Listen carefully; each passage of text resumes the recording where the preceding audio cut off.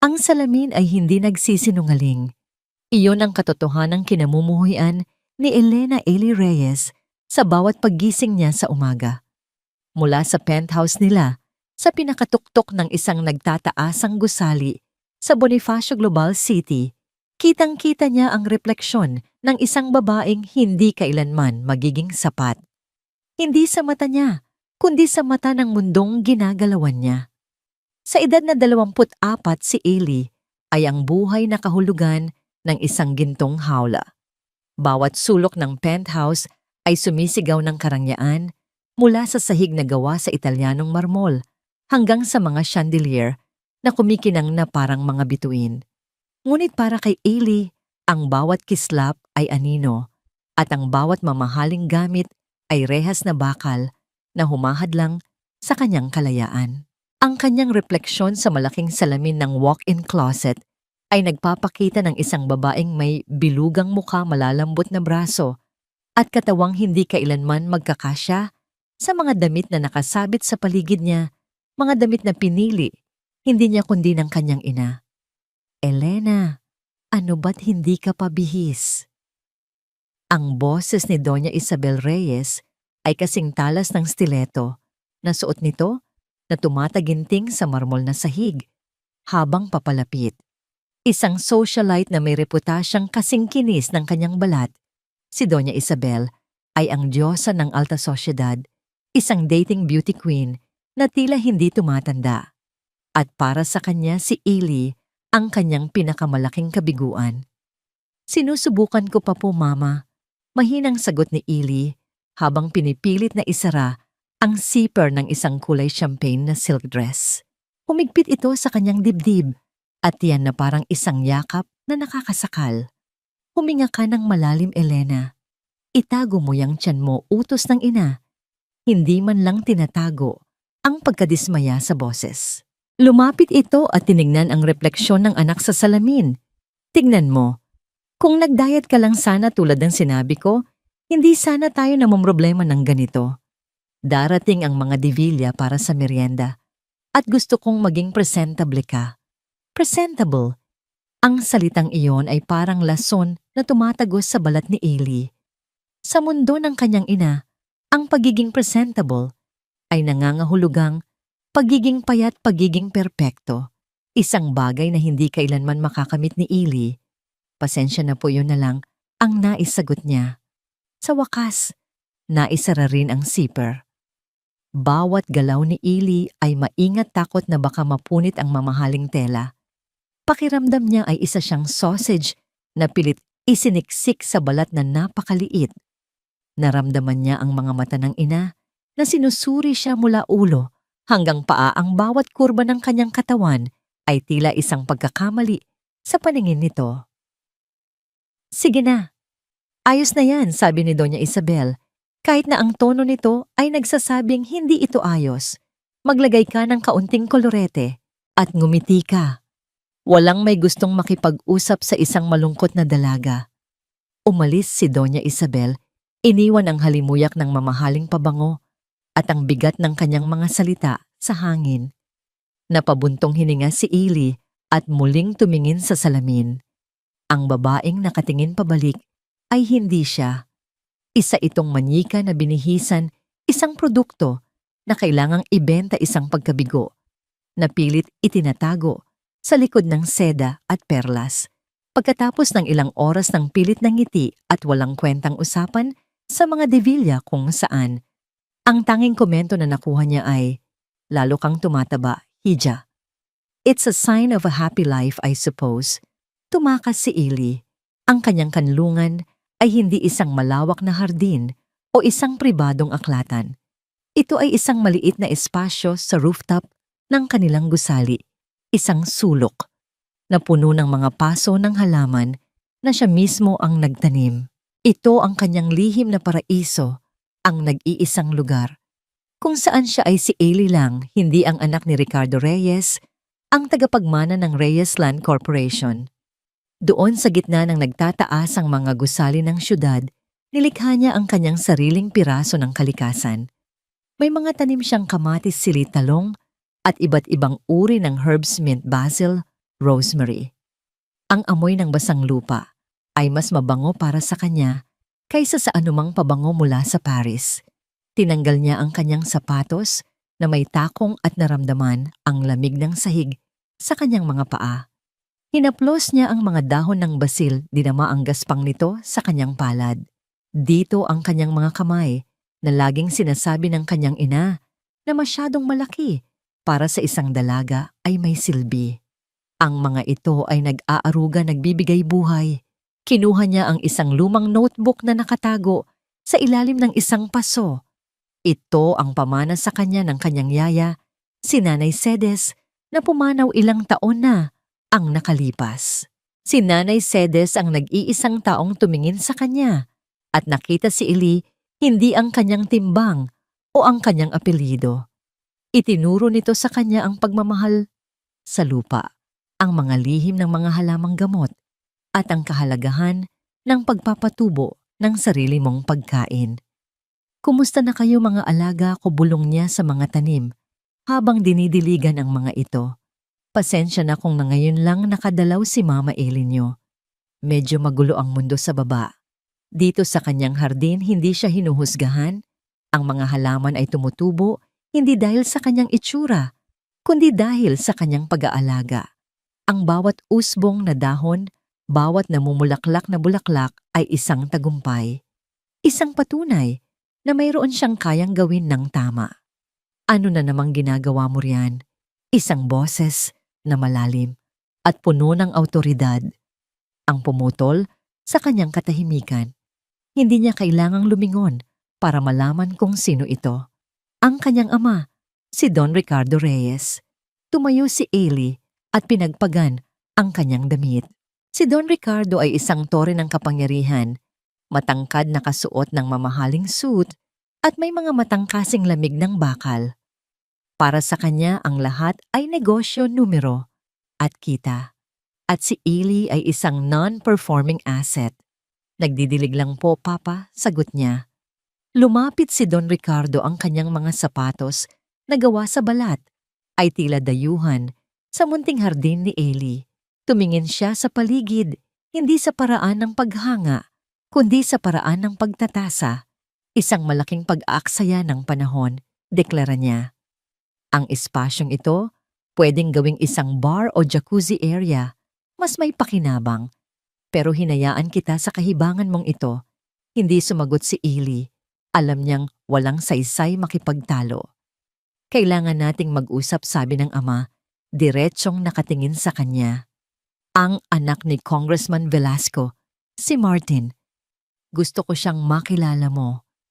Ang pamilya nila ay may malaking interes sa proyektong itatayo natin sa Sierra Madre. Napalunok si Eli. Isa na namang nakaayos na date. Isa na namang pagtatangka na gawin siyang isang kasangkapan para sa negosyo. Papa, alam niyo namang, alam kong wala kang ambisyon, putol ng ama. Hindi ka interesadong mag-aral ng business. Hindi ka man lang makahanap ng matinong mapapangasawa. Ang tanging hilig mo ay ang paglalaro ng lupa na parang isang magsasaka. Ano ang gagawin ko sa iyo, Elena? Ang paggamit ng kanyang buong pangalan ay isang senyales ng matinding pagkadismaya. Yung lupain sa Sierra Madre, patuloy ni Don Ricardo na tila may naalala. Puno ng mga puno at mga damo na tulad nito. Isang malawak na kagubatan. Sabi ng mga surveyor, may isang komunidad doon na ayaw umalis. Mga katutubo. Ang sabi nila, sagrado daw ang lupa. Sagrado. Walang sagrado sa isang lupang hindi kumikita. Naramdaman ni Eli ang paninikip ng kanyang dibdib. Ang paraan ng pagsasalita ng kanyang ama tungkol sa kalikasan, tungkol sa mga tao, ay parang yelo na tumutusok sa kanyang puso. May gala tayo sa Sabado. Pag-iiba ng ama. Ang launching ng Sierra Madre Eco Resort Project. Kailangan mong sumama. At sa ayaw at sa gusto mo magiging kaaya-aya ka sa paningin ng mga tao, lalo na sa mga Velasco. Maliwanag, opo, Papa, sagot niya. Ang boses ay halos pabulong na lang. Tumalikod si Don Ricardo at naglakad paalis na parang isang hari na nag-iwan ng kanyang utos. Naiwan si Eli na nakatayo sa gitna ng kanyang munting paraiso na ngayon ay parang nawala ng kulay. Bumalik ang kanyang ina, ilang sandali, may dalang bagong paper bag mula sa isang sikat na designer. "Isukat mo ito," sabi nito, inabot sa kanya ang isang itim na bestida. "Mas magtatago to ng taba mo. At Elena," dagdag nito bago umalis, "subukan mo namang maging karapat-dapat sa apelyido mo." Naiwan si Elia kapang bestida. Tumingin siya sa syudad na kumikinang sa ibaba. Ang mga ilaw ay parang mga diamante, ngunit para sa kanya ang mga ito ay mga mata libu-libong matang nakatingin, humuhusga. Ang kanyang penthouse ay isang gintong hawla, at sa Sabado ipaparada na naman siya na parang isang alagang hayop sa isang eksibisyon. Kalayaan, isang salitang banyaga sa kanyang mundo, isang halaman na hindi niya alam kung paano patutubuin. Isinandal niya ang kanyang ulo sa malamig na salamin ng bintana at tahimik na lumuha, umaasang ang ulan sa labas ay mahugasan ng sakit na nararamdaman niya sa loob. Ang gabi ng paglulunsad ng Sierra Madre Eco Resort Project ay dumating na parang isang bagyong hindi mo maiiwasan. Ang ballroom ng isang 5-star hotel sa Makati ay napuno ng mga pinakamayayamang pangalan sa bansa. Ang hangin ay amoy pera kapangyarihan at mga pangarap na itinayo sa ibabaw ng ibang mga pangarap.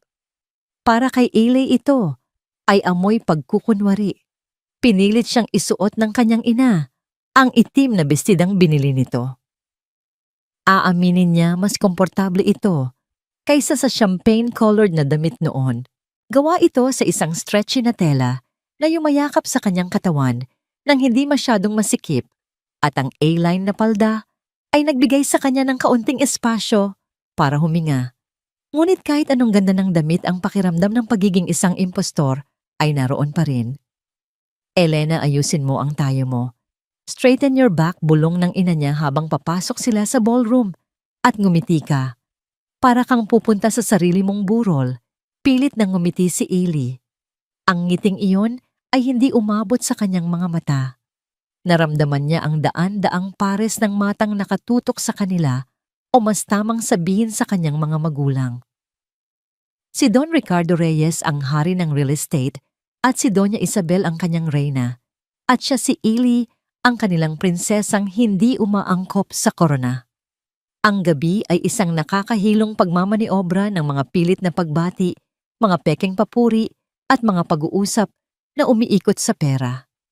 Iniharap siya ng kanyang ama, kay Congressman Velasco, at sa anak nitong si Martin. Si Martin ay isang binatang mayabang na ang tingin sa kanya ay tila sinusukat ang kanyang halaga, at mabilis na napagpasyahang wala siyang gaanong halaga. "So, you're the daughter," sabi ni Martin. Ang boses ay may bahid ng paghamak. "My dad told me you're into plants." "Mahilig po ako sa urban farming. Sustainable agriculture," magalang na sagot ni Eli, sinusubukang ipagmalaki ang kanyang hilig. "Farming," sa BGC tumawa ito ng mahina. "Cute! My sister has a pet poodle. I guess we all need a hobby." Naramdaman ni Eli ang pag-init ng kanyang mga pisngi. Gusto niyang magtago. Gusto niyang tumakbo pabalik sa kanyang rooftop garden. Ngunit naramdaman niya ang mahigpit na hawak ng kanyang ina, sa kanyang braso isang babala na manatili sa kanyang pwesto. Lumipas ang isang oras na parang isang taon. Si Eli ay nakatayo sa isang sulok, hawak ang isang baso ng sparkling water habang pinapanood ang kanyang ama na nakikipagtawanan sa mga potensyal na investor. Isang malaking screen sa likod ng entablado ang nagpapakita ng mga artist renditions ng Sierra Madre Eco Resort. Mga modernong villa na nakatayo sa gitna ng luntiang kagubatan, isang infinity pool na tanaw ang mga bundok, at isang golf course na pumapalit sa kung ano, marahil ay isang dating nayon. Isang pamilyar na kirot ang tumusok sa kanyang puso. Ito ang progreso na ipinagmamalaki ng kanyang ama. Elena Hija. Napalingon si Eli. Si Tita Consuelo, isa sa mga board member ng kumpanya at matalik na kaibigan ng kanyang ina, Ang lumapit sa kanya. Bakit ka nag-iisa rito? You should be mingling. Alam mo na baka may makilala kang FOM? Naguguluhang tanong ni Eli. Future official mate. Sagot ni Tita Consuelo sabay kindat. Your mom and I were just talking. Si Martin Velasco, he's a good catch. Medyo mayabang pero lahat naman sila. You should try harder, Iha. Baka maunahan ka pa ng iba. Ngumiti lang si Eli. Try harder. Iyon na yata ang motto ng buhay niya.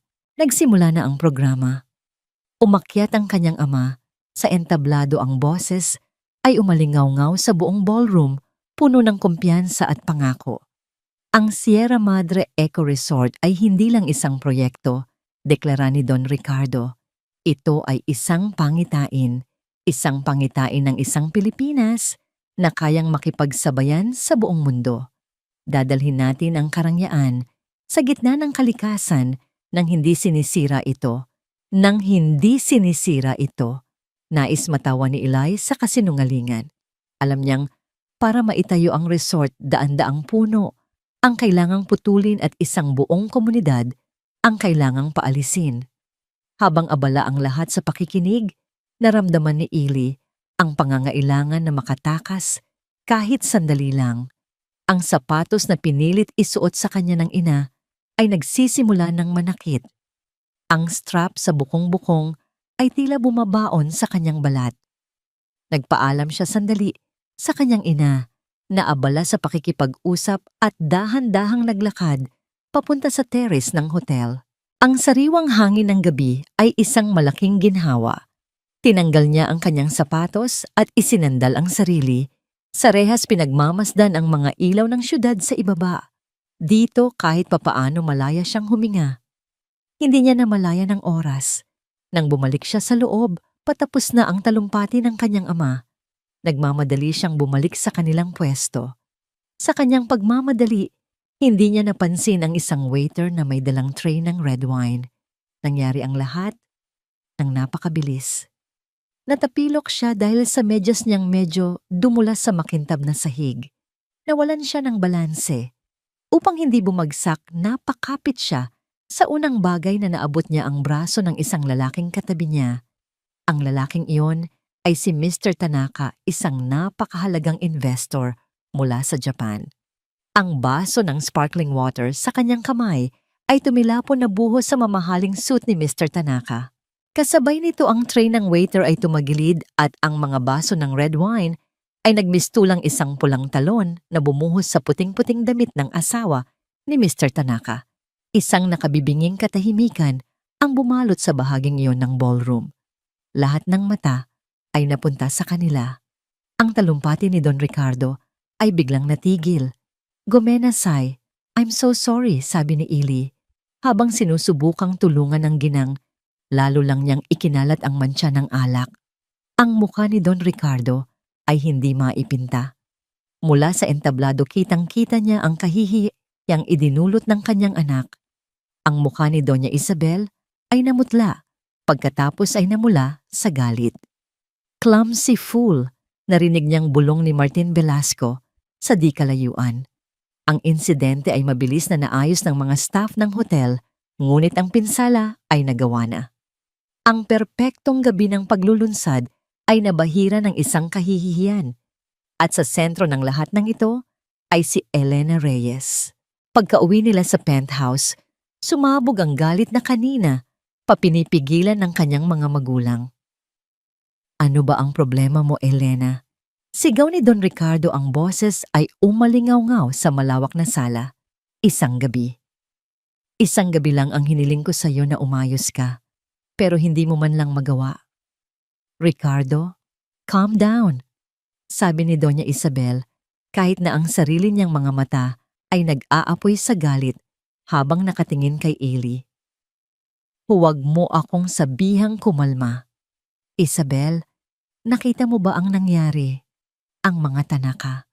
Sila ang pinakamalaking investor natin at ang anak mo binuhusan sila ng alak sa harap ng lahat. Hindi ko po sinasadya. Papa, umiiyak na, sabi ni Eli. Natapilok po ako.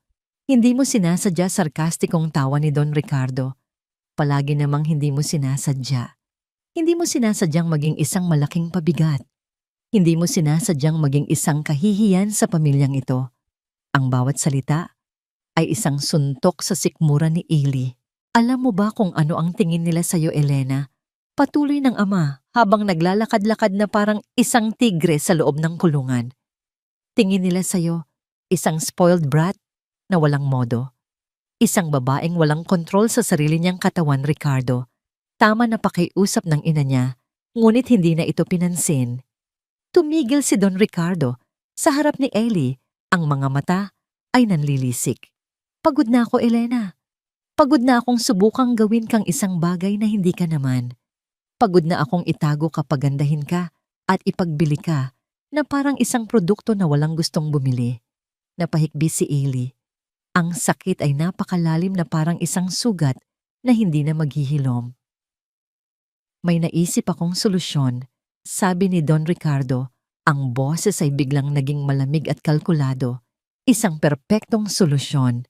Tumingin siya kay Eli at sa unang pagkakataon, nakita ni Eli ang isang kislap ng kalupitan sa mga mata ng sarili niyang ama. Mahilig ka sa mga halaman, di ba mahilig ka sa lupa? Gusto mong madumihan ang mga kamay mo. Isang ngisi ang gumuhit sa labi ni Don Ricardo. Sige, pagbibigyan kita. Bukas na bukas, deklara niya. Pupunta ka sa Sierra Madre. Nagulat si Eli. Sa resort, hindi sagot ng ama. Pupunta ka sa mismong komunidad na kailangan nating paalisin. Yung mga katutubong ayaw umalis sa lupain nila.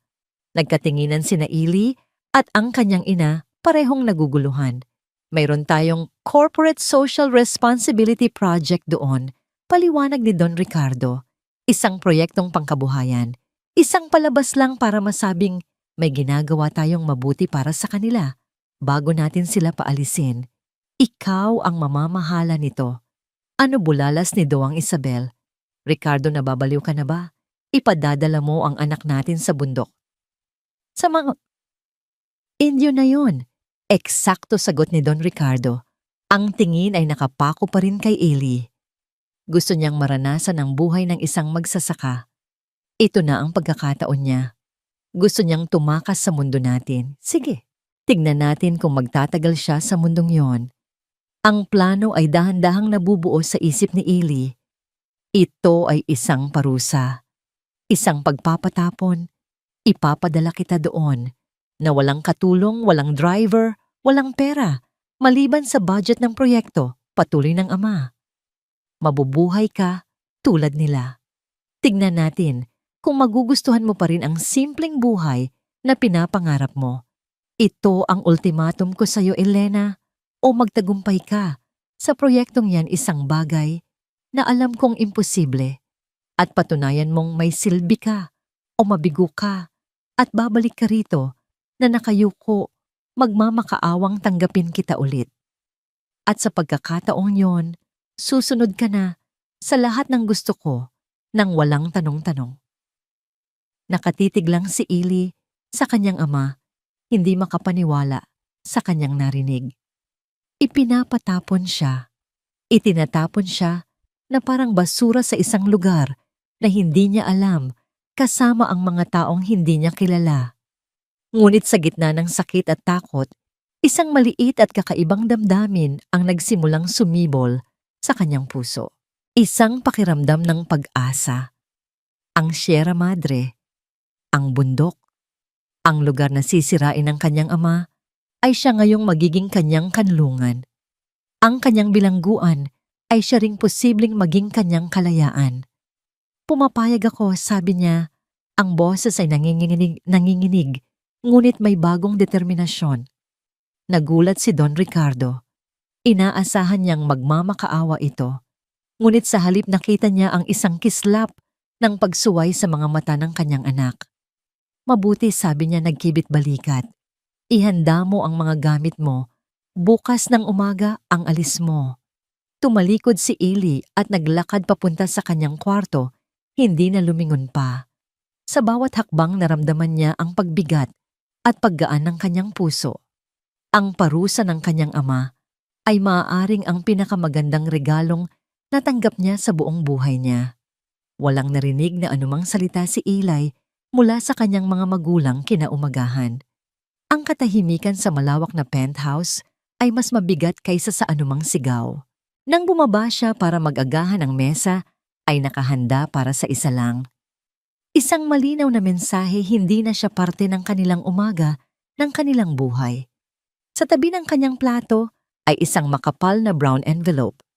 Sa loob nito ay mga cash ang budget para sa proyekto, isang luma, at gasgas ng Nokia phone na may nakasave na isang numero lang ang sa assistant ng kanyang ama, isang mapa na nakaprint mula sa Google, at isang set ng mga susi ng kotse. Tumingin siya sa labas ng bintana. Isang itim na SUV, ang pinakaluma at pinakamaliit sa koleksyon ng kanilang pamilya, ang nakaparada sa ibaba.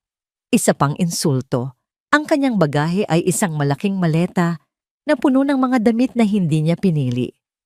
Habang nag-iimpake siya kagabi, pumasok ang kanyang ina sa kwarto, hindi para magpaalam kundi para mag-inspeksyon. Inalis nito ang kanyang mga komportableng pantalon at maluluwag na t-shirt at pinalitan ng mga mas presentableng damit, mga polo shirt, khaki pants, at 2 pares ng rubber shoes na halatang hindi pa nagagamit. Kahit nasa bundok ka, dala-dala mo pa rin ang apelyido natin, Elena. Huwag mong kalimutan, yan iyon ang huling sinabi nito bago isara ang pinto. Habang hinihila ni Eli ang kanyang maleta, palabas ng penthouse, wala man lang sumulyap sa kanya. Ang mga katulong ay nagkunwaring abala. Ang kanyang mga magulang ay nanatili sa kanilang mga silid. Umalis siyang parang isang multo sa sarili niyang tahanan. Ang pagmamaneho palabas ng Bonifacio Global City ay parang pag-alis sa isang ibang planeta. Ang mga makikinis na kalsada, nagtataas ang mga gusali, at mga mamahaling coffee shop ay unti-unting napalitan ng magulong trapiko ng EDSA, ng mga jeepney na puno ng mga pasahero at ng mga taong naglalakad sa ilalim ng init ng araw. Sa unang pagkakataon, si Eli mismo ang nagmamaneho sa gitna ng kaguluhang ito. Walang bodyguard, walang driver na sisisihin. Naramdaman niya ang isang kaba na may kasamang kakaibang kilig. Ito ay totoo. Ito ang tunay na mundo. Ang biyahe ay mahaba at nakakapagod. Mula sa konkreto ng Metro Manila, dumaan siya sa mga probinsya ng Rizal at Laguna. Ang mga tanawin sa bintana ay nagbago.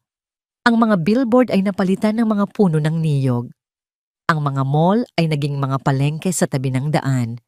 Huminto siya sa isang gasolinahan para mag-CR at bumili ng tubig.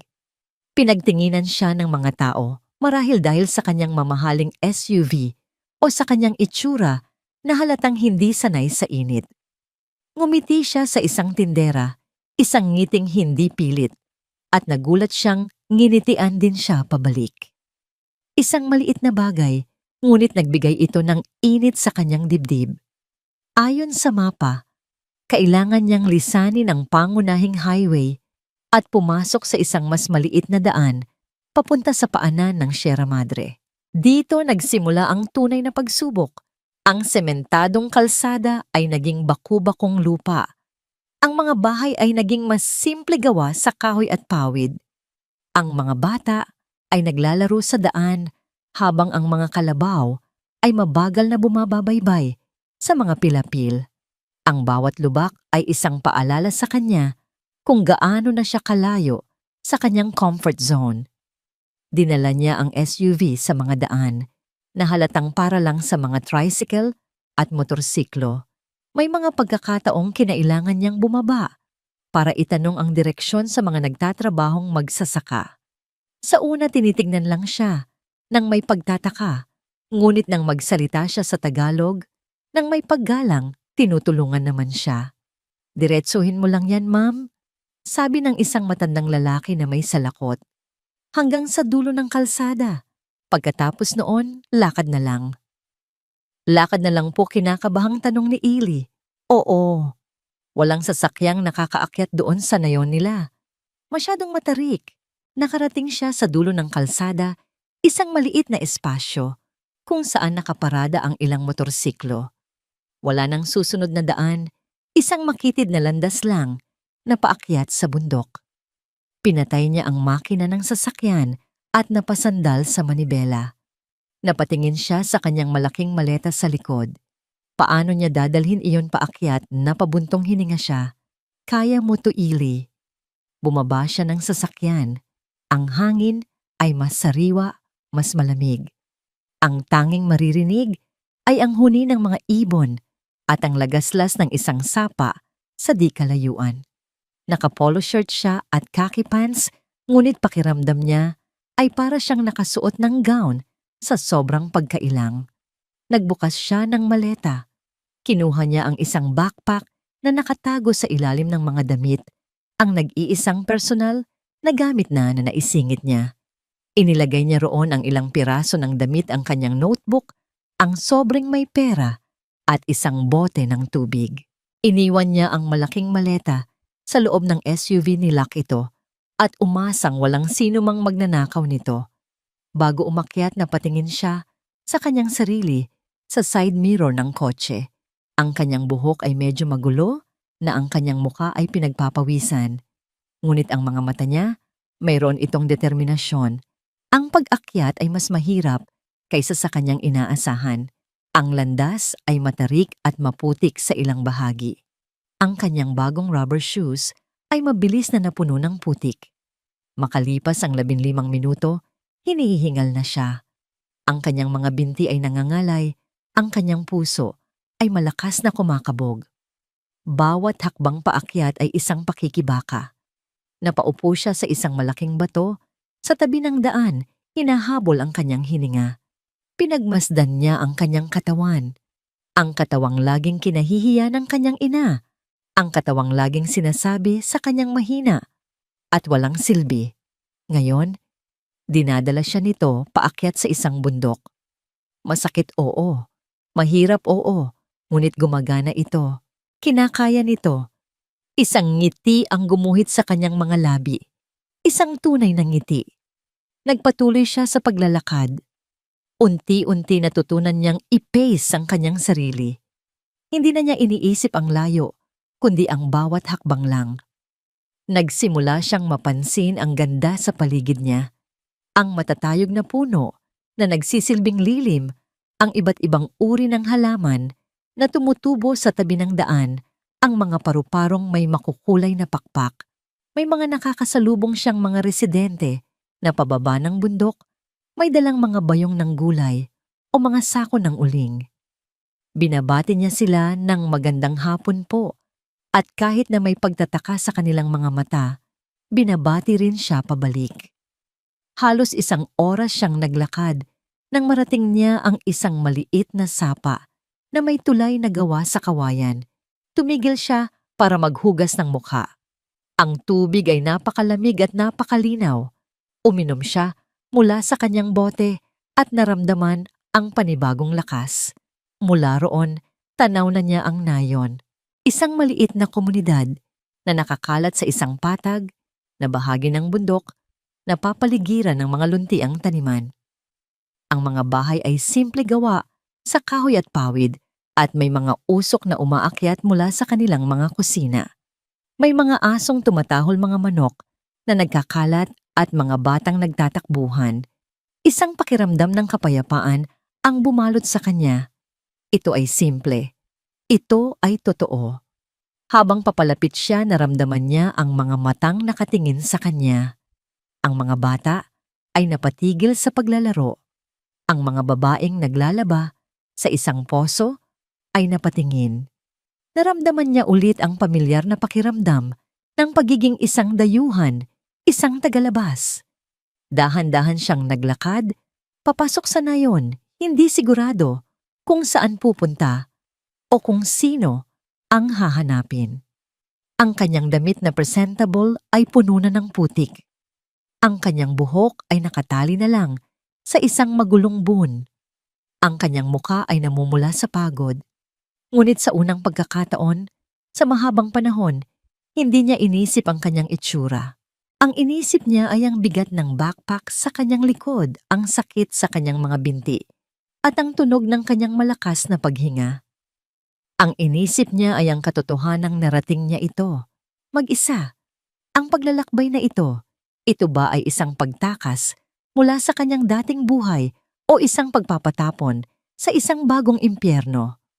Habang nakatayo siya sa gitna ng nayon sa ilalim ng mga mapanuring tingin ng mga residente, hindi pa niya alam ang sagot.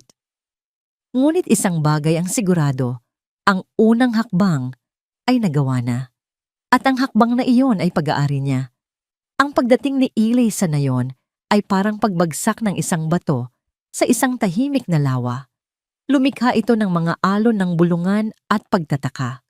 Ang mga tao ay lumabas mula sa kanilang mga tahanan, hindi para salubungin siya, kundi para pagmasdan ang bagong dating na halatang halata, ang pagiging tagalabas. Ang kanyang balat ay mas maputi, ang kanyang mga damit kahit madumi na ay mas pino ang tela, at ang kanyang tindig kahit pagod ay may bakas ng buhay na hindi nila kinagisnan. Nakatayo siya sa gitna ng maliit na plaza ng nayon, hindi alam kung ano ang gagawin.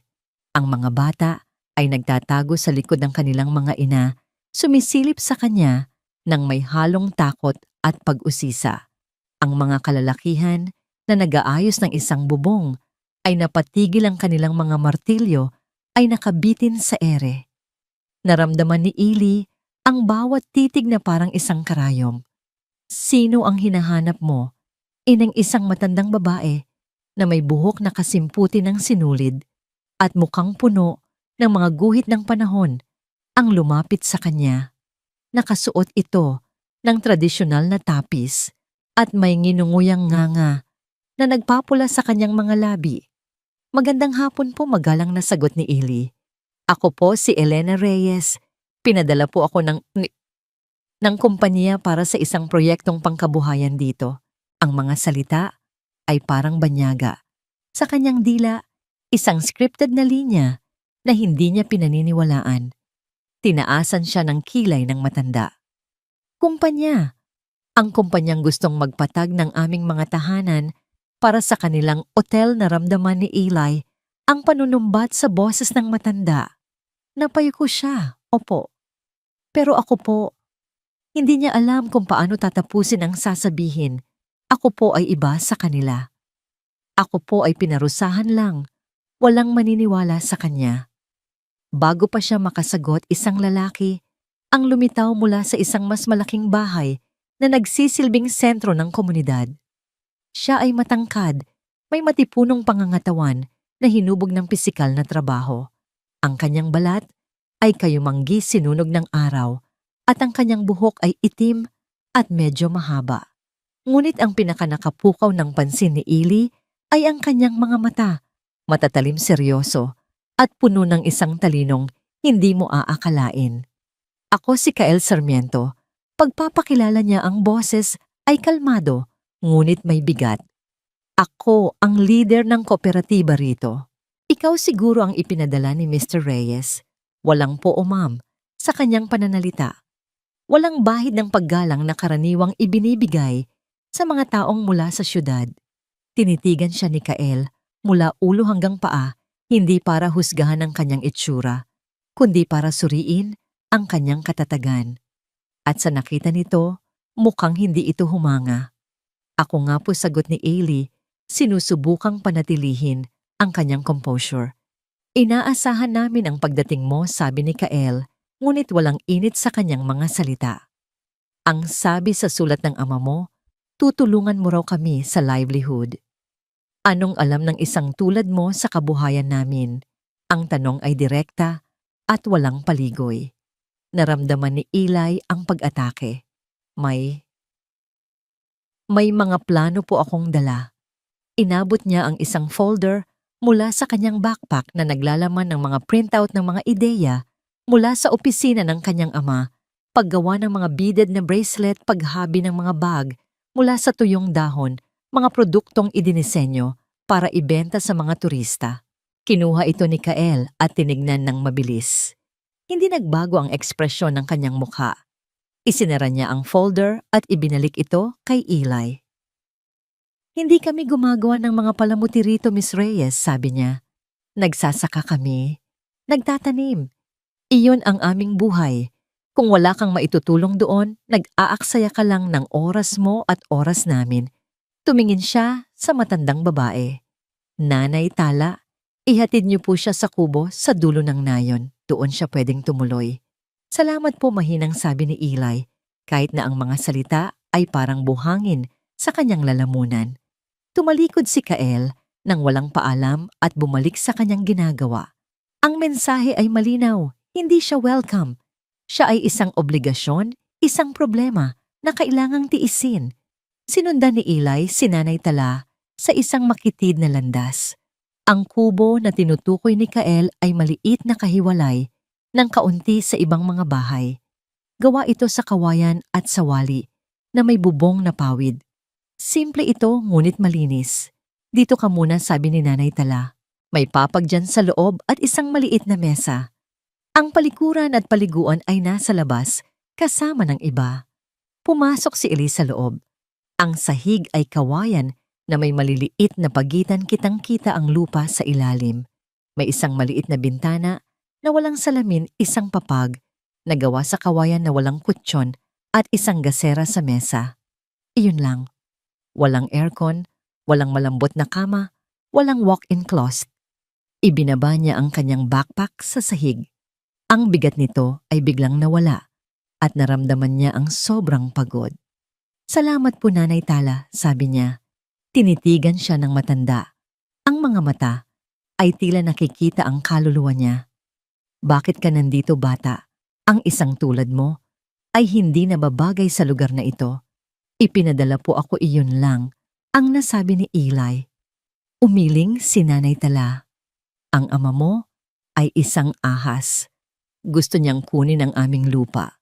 Bakit kami maniniwala na ang kanyang anak ay isang tupa?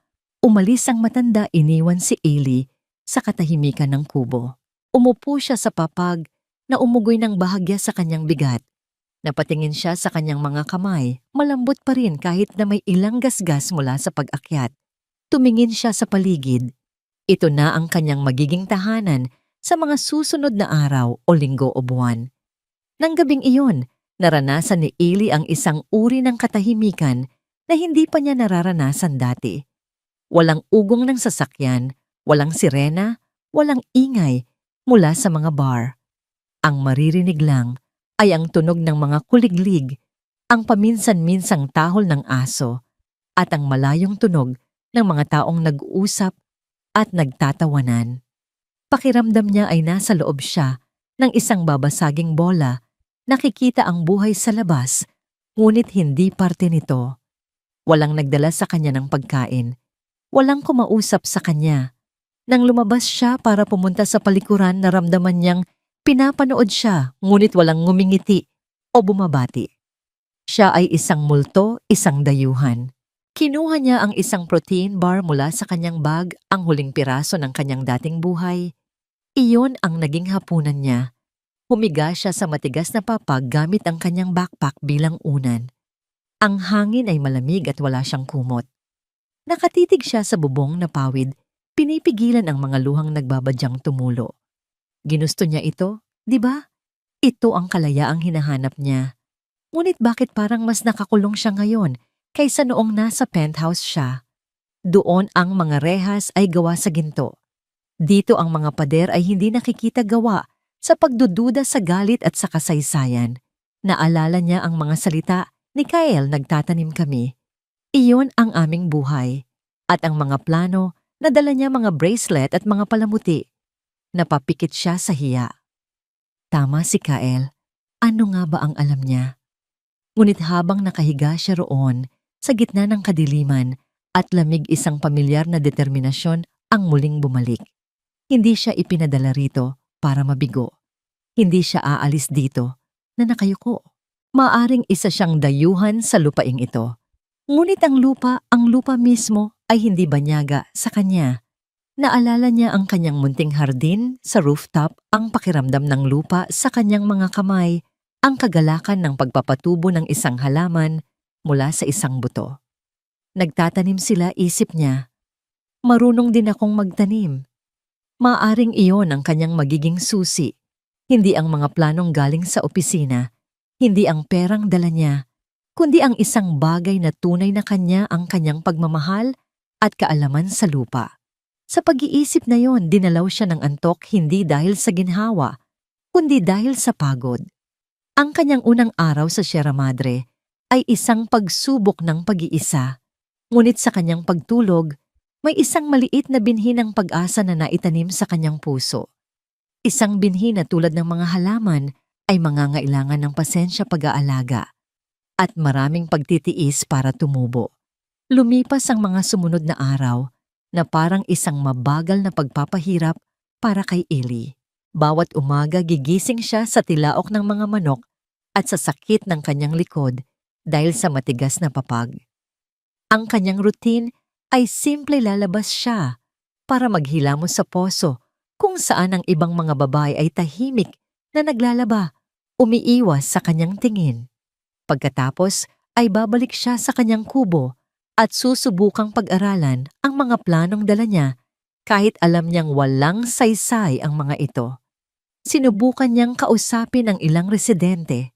Lumapit siya sa isang grupo ng mga babaeng naghihimay ng mais. "Magandang umaga po. Pwede po bang tumulong?" tanong niyang ngumiti ng buong pag-asa. Nagkatinginan lang ang mga babae. Isang mas matanda sa kanila ang umiling. Hindi na ineng, baka masugatan ka lang. Ang pagtanggi ay magalang, ngunit matatag. Isa na namang pader. Ang tanghalian at hapunan niya ay binubuo ng mga dilatang pagkain at biskwit na unti-unti nang nauubos mula sa kanyang bag. Nagsisimula na siyang makaramdam ng tunay na gutom, isang bagay na hindi pa niya naranasan sa buong buhay niya. Nakikita niya ang mga pamilyang nagsasalo-salo sa kanilang mga simpleng pagkain, kanin-gulay na pinitas mula sa kanilang mga bakuran at kung minsan ay isdang nahuli sa ilog. Ang amoy ng sinaing at ginataang gulay ay nagpaparamdam sa kanya ng mas matinding pag-iisa. Naging tagamasid si Eli. Pinanood niya kung paano nagtutulungan ng komunidad. Ang mga lalaki ay umaalis ng maaga para magsaka sa mga payaw o terrace na nakaukit sa gilid ng bundok. Ang mga babae ay nag-aalaga ng mga bata, naghahabi at nag-aasikaso sa mga taniman sa bakuran. Bawat isa ay may papel na ginagampanan. Bawat isa ay may silbi. Maliban sa kanya, siya ay isang anino, isang palamuti na walang gamit. Ang proyektong pangkabuhayan ng kanyang ama ay isang malaking katatawanan. Paano niya tuturuan ang mga taong ito gumawa ng mga bracelet kung ang kanilang mga kamay ay sanay sa paghawak ng araro at itak? Isang hapon habang nakaupo siya sa labas ng kanyang kubo, pinapanood ang paglubog ng araw sa likod ng mga bundok. Nakita niya si Kael na naglalakad papunta sa isang bahay hindi kalayuan sa kanya. May dala itong isang bayong ng mga halamang gamot. Sumunod dito si Nanay Tala. May isang tensyon sa hangin, isang pag-aalala. Naramdam kahit sa malayo. Narinig niya ang mahinang iyak ng isang bata mula sa loob ng bahay. Isang iiyak na mahina at hirap. Dahil sa curiosity at sa kaunting pag-aalala, dahan-dahan siyang lumapit sapat lang para marinig ang usapan ng hindi masyadong halata. Mataas pa rin ang lagnat, narinig niyang sabi ni Kael sa isang babaeng umiiyak sa may pintuan. Ginawa na ni Nanay Tala ang lahat ng kanyang alam. 3 araw na siyang ganyan, Kael, sabi ng ina ng bata na nagngangalang Lira. Ayaw niyang dumede. Baka mawala sa atin si Datu. Ang pangalang Datu ay tumatak sa isip ni Eli. Huwag kang magsalita ng ganyan, Lira. Lalaban ng anak mo, sagot ni Kael. Ngunit kahit siya ay may bahid ng pag-aalinlangan sa boses. Pumasok si Eli sa kanyang kubo, ang puso niya'y mabigat. Naalala niya ang mga itinuro sa kanya ni Nanay Cedes. Ang lagnat sa isang sanggol ay mapanganib. Hindi siya nakatulog ng gabing iyon. Ang mahinang pag-iyak ng bata ay tila umabot hanggang sa kanyang kubo, isang paalala ng kanyang kawalang silbi. Anong karapatan niyang matulog?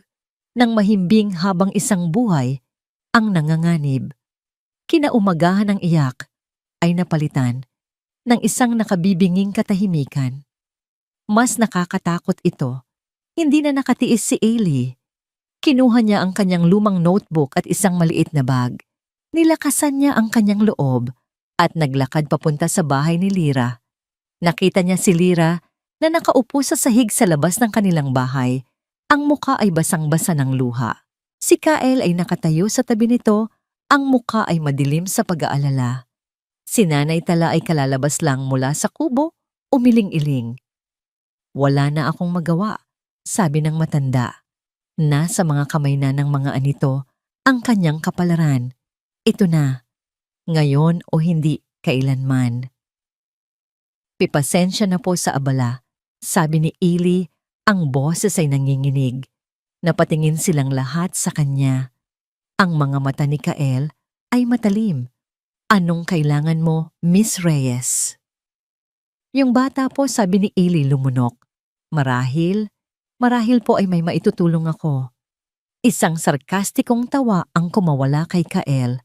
Maitutulong, paano dadalhin mo siya sa ospital ng ama mo sa Maynila huli na ang lahat? Hindi po matatag, nasabi ni Eli itinaas ang kanyang notebook. Ang yaya ko po isang albularyo. Tinuruan niya ako tungkol sa mga halaman. Sa lagnat.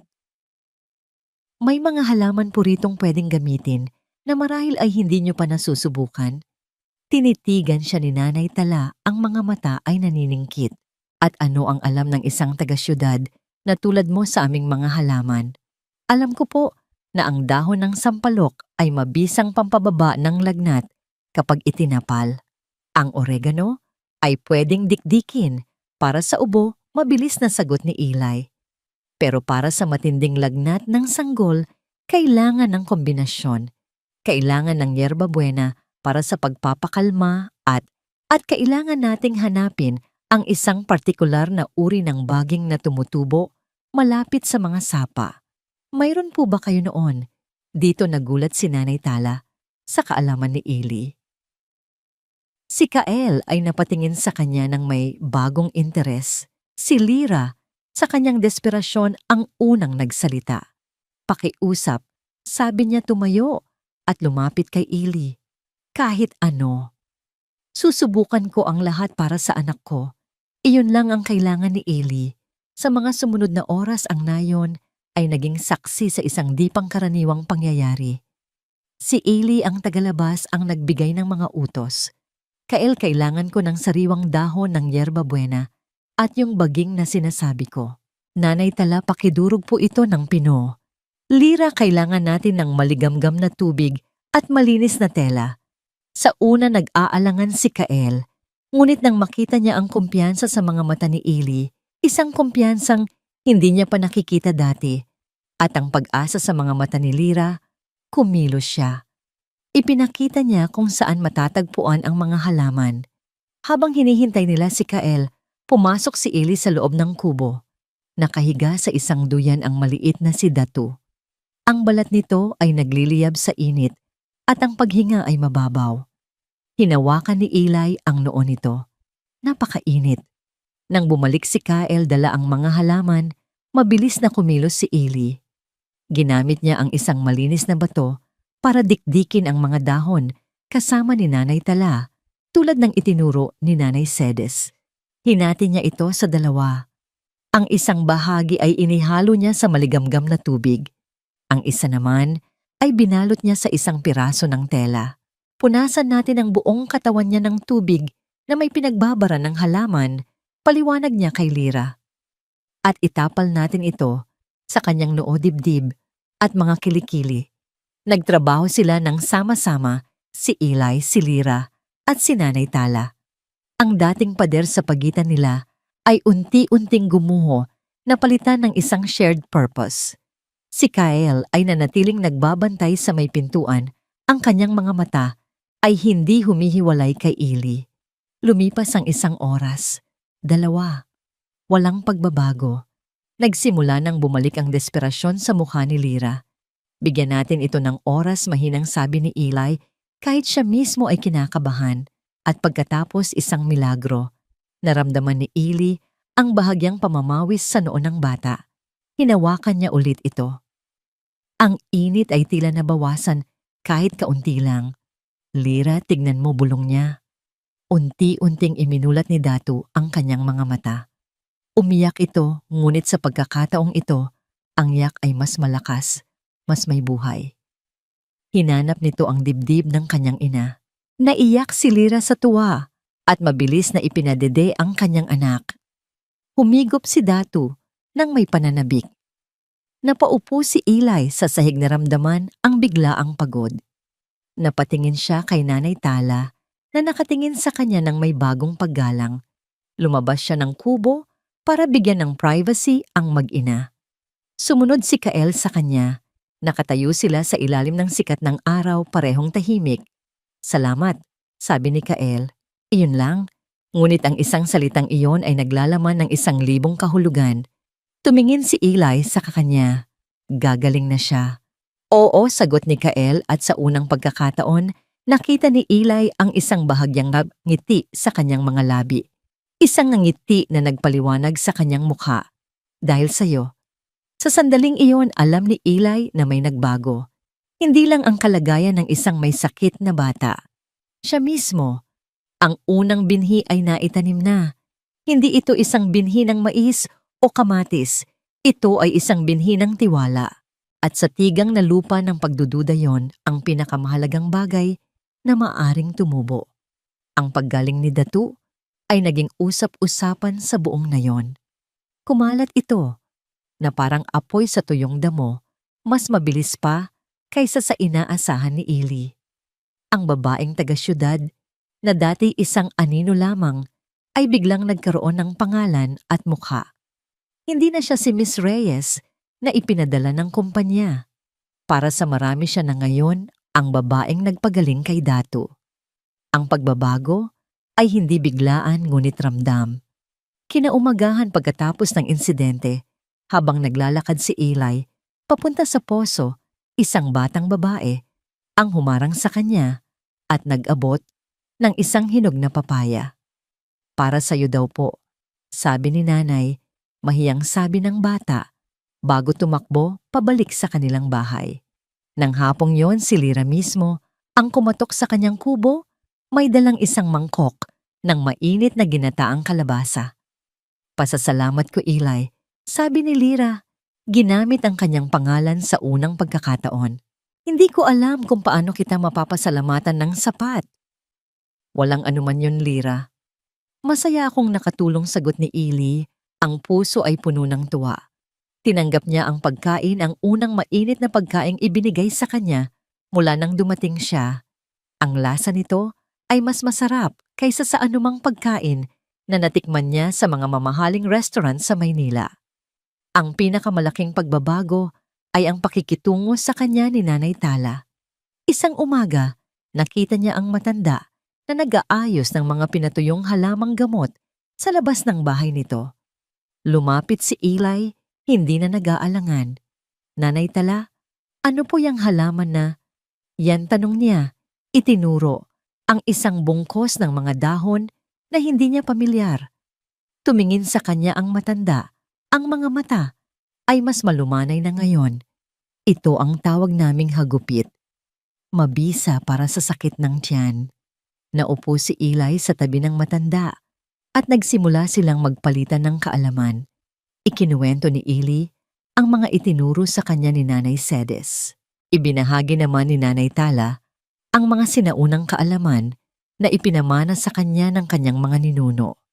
Nalaman ni Eli na marami sa mga halaman sa hardin niya sa Maynila ay may katumbas na pinsansan sa bundok, mas mabangis at mas mabisa. Ang pader ng pagdududa ni Nanay Tala ay tuluyan ng gumuho na palitan ng isang tulay ng paggalang. Ngunit ang katahimikan ni Kael ay nanatili. Binabati niya si Eli kapag nagkakasalubong sila, ngunit nananatili itong formal at malayo. Alam ni Eli na kahit nakuha na niya ang tiwala ng ilan ang leader ng komunidad, ay nananatiling skeptikal at nauunawaan niya kung bakit. Ang isang mabuting gawa ay hindi sapat para burahin ang kasalanan ng kanyang ama.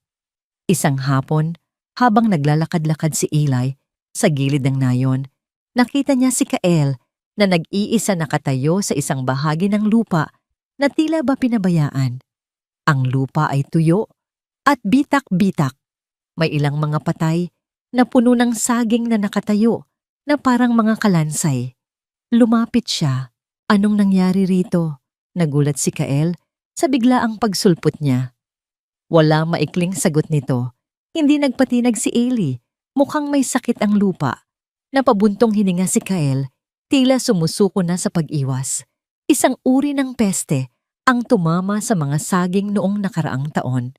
Kumalat sa lupa. Mula noon, wala nang tumutubo ritong maayos. Tumingin si Eli sa lupa. Kumuha siya ng isang dakok nito at sinuri. Ito ay kulay abo at walang buhay. Kailangan ng tulong ng lupa. Kailangan nitong kumain.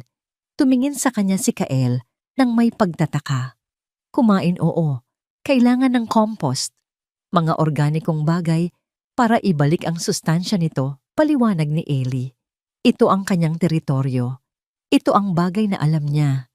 Yung mga balat ng gulay, mga tuyong dahon, dumi ng hayop. Lahat yan pwedeng gawing pataba.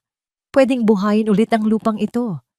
Tinitigan siya ni Kael, ang mga mata ay sinusuri siya. At paano mo nalaman ang mga yan? Nasa mga libro ko, sagot ni Eli, at sa mga itinuro ng yaya ko.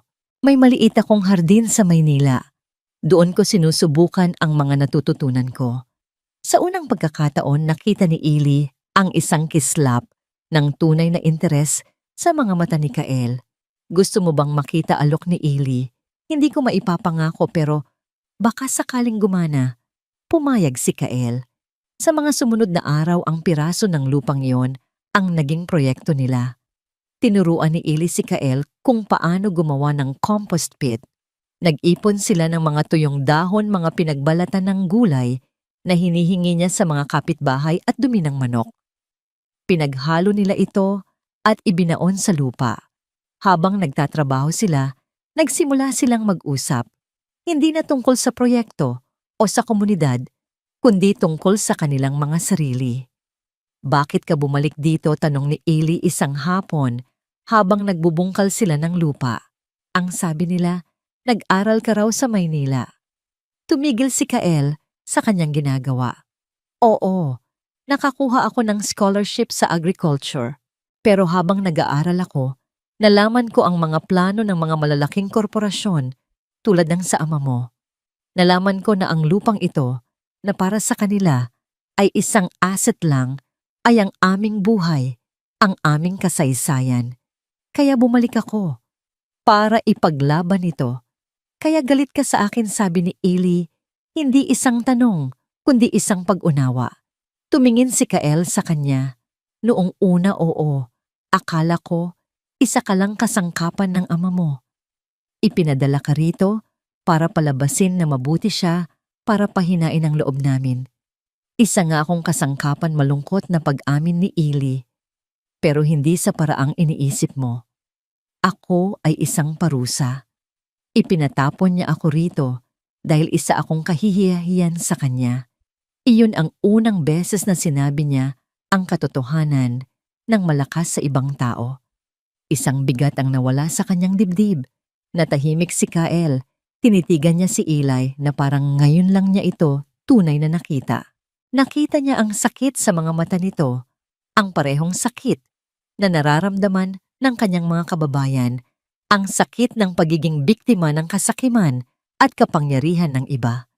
Pareho pala tayo mahinang, sabi ni Kael. Pareho tayong bilanggo ng mga plano ni Ricardo Reyes. Sa sandaling iyon, isang bagong ugnayan ang nabuo sa pagitan nila. Hindi na sila si Kael ang leader ng tribo at si Eli ang anak ng kaaway.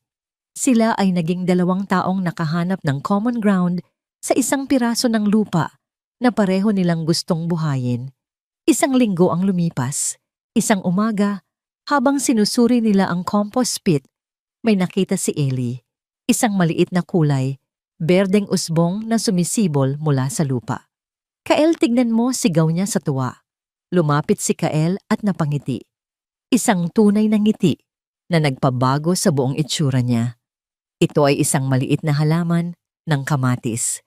Marahil ay galing sa isang buto na napasama sa mga balat ng gulay.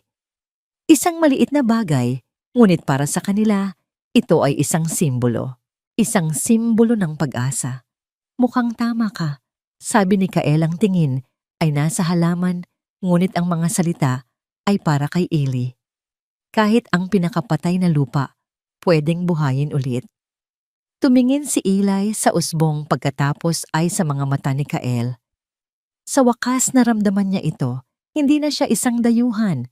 Dito sa piraso ng lupang ito na tinutulungan niyang pagalingin, nagsisimula na siyang makahanap ng isang tahanan. Ang munting usbong ng kamatis sa pinag-isang proyekto ni na Eli at Kael ay naging simula ng mas malaking pagbabago. Ang balita tungkol sa pagbuhay nila sa patay na lupa ay kumalat at kasabay nito ang reputasyon ni Eli bilang isang taong may tunay na kaalaman sa agrikultura. Hindi na siya ang babaeng nagpagaling lamang kay Datu. Siya na ngayon ang dalubhasa sa lupa. Nagsimulang lumapit sa kanya ang mga residente, hindi na para sa mga karamdaman, kundi para sa kanilang mga taniman. Eli, bakit kaya naninilaw ang mga dahon ng talong ko, tanong ng isang ginang isang umaga habang nag-aabot sa kanya ng isang tasang mainit na kape?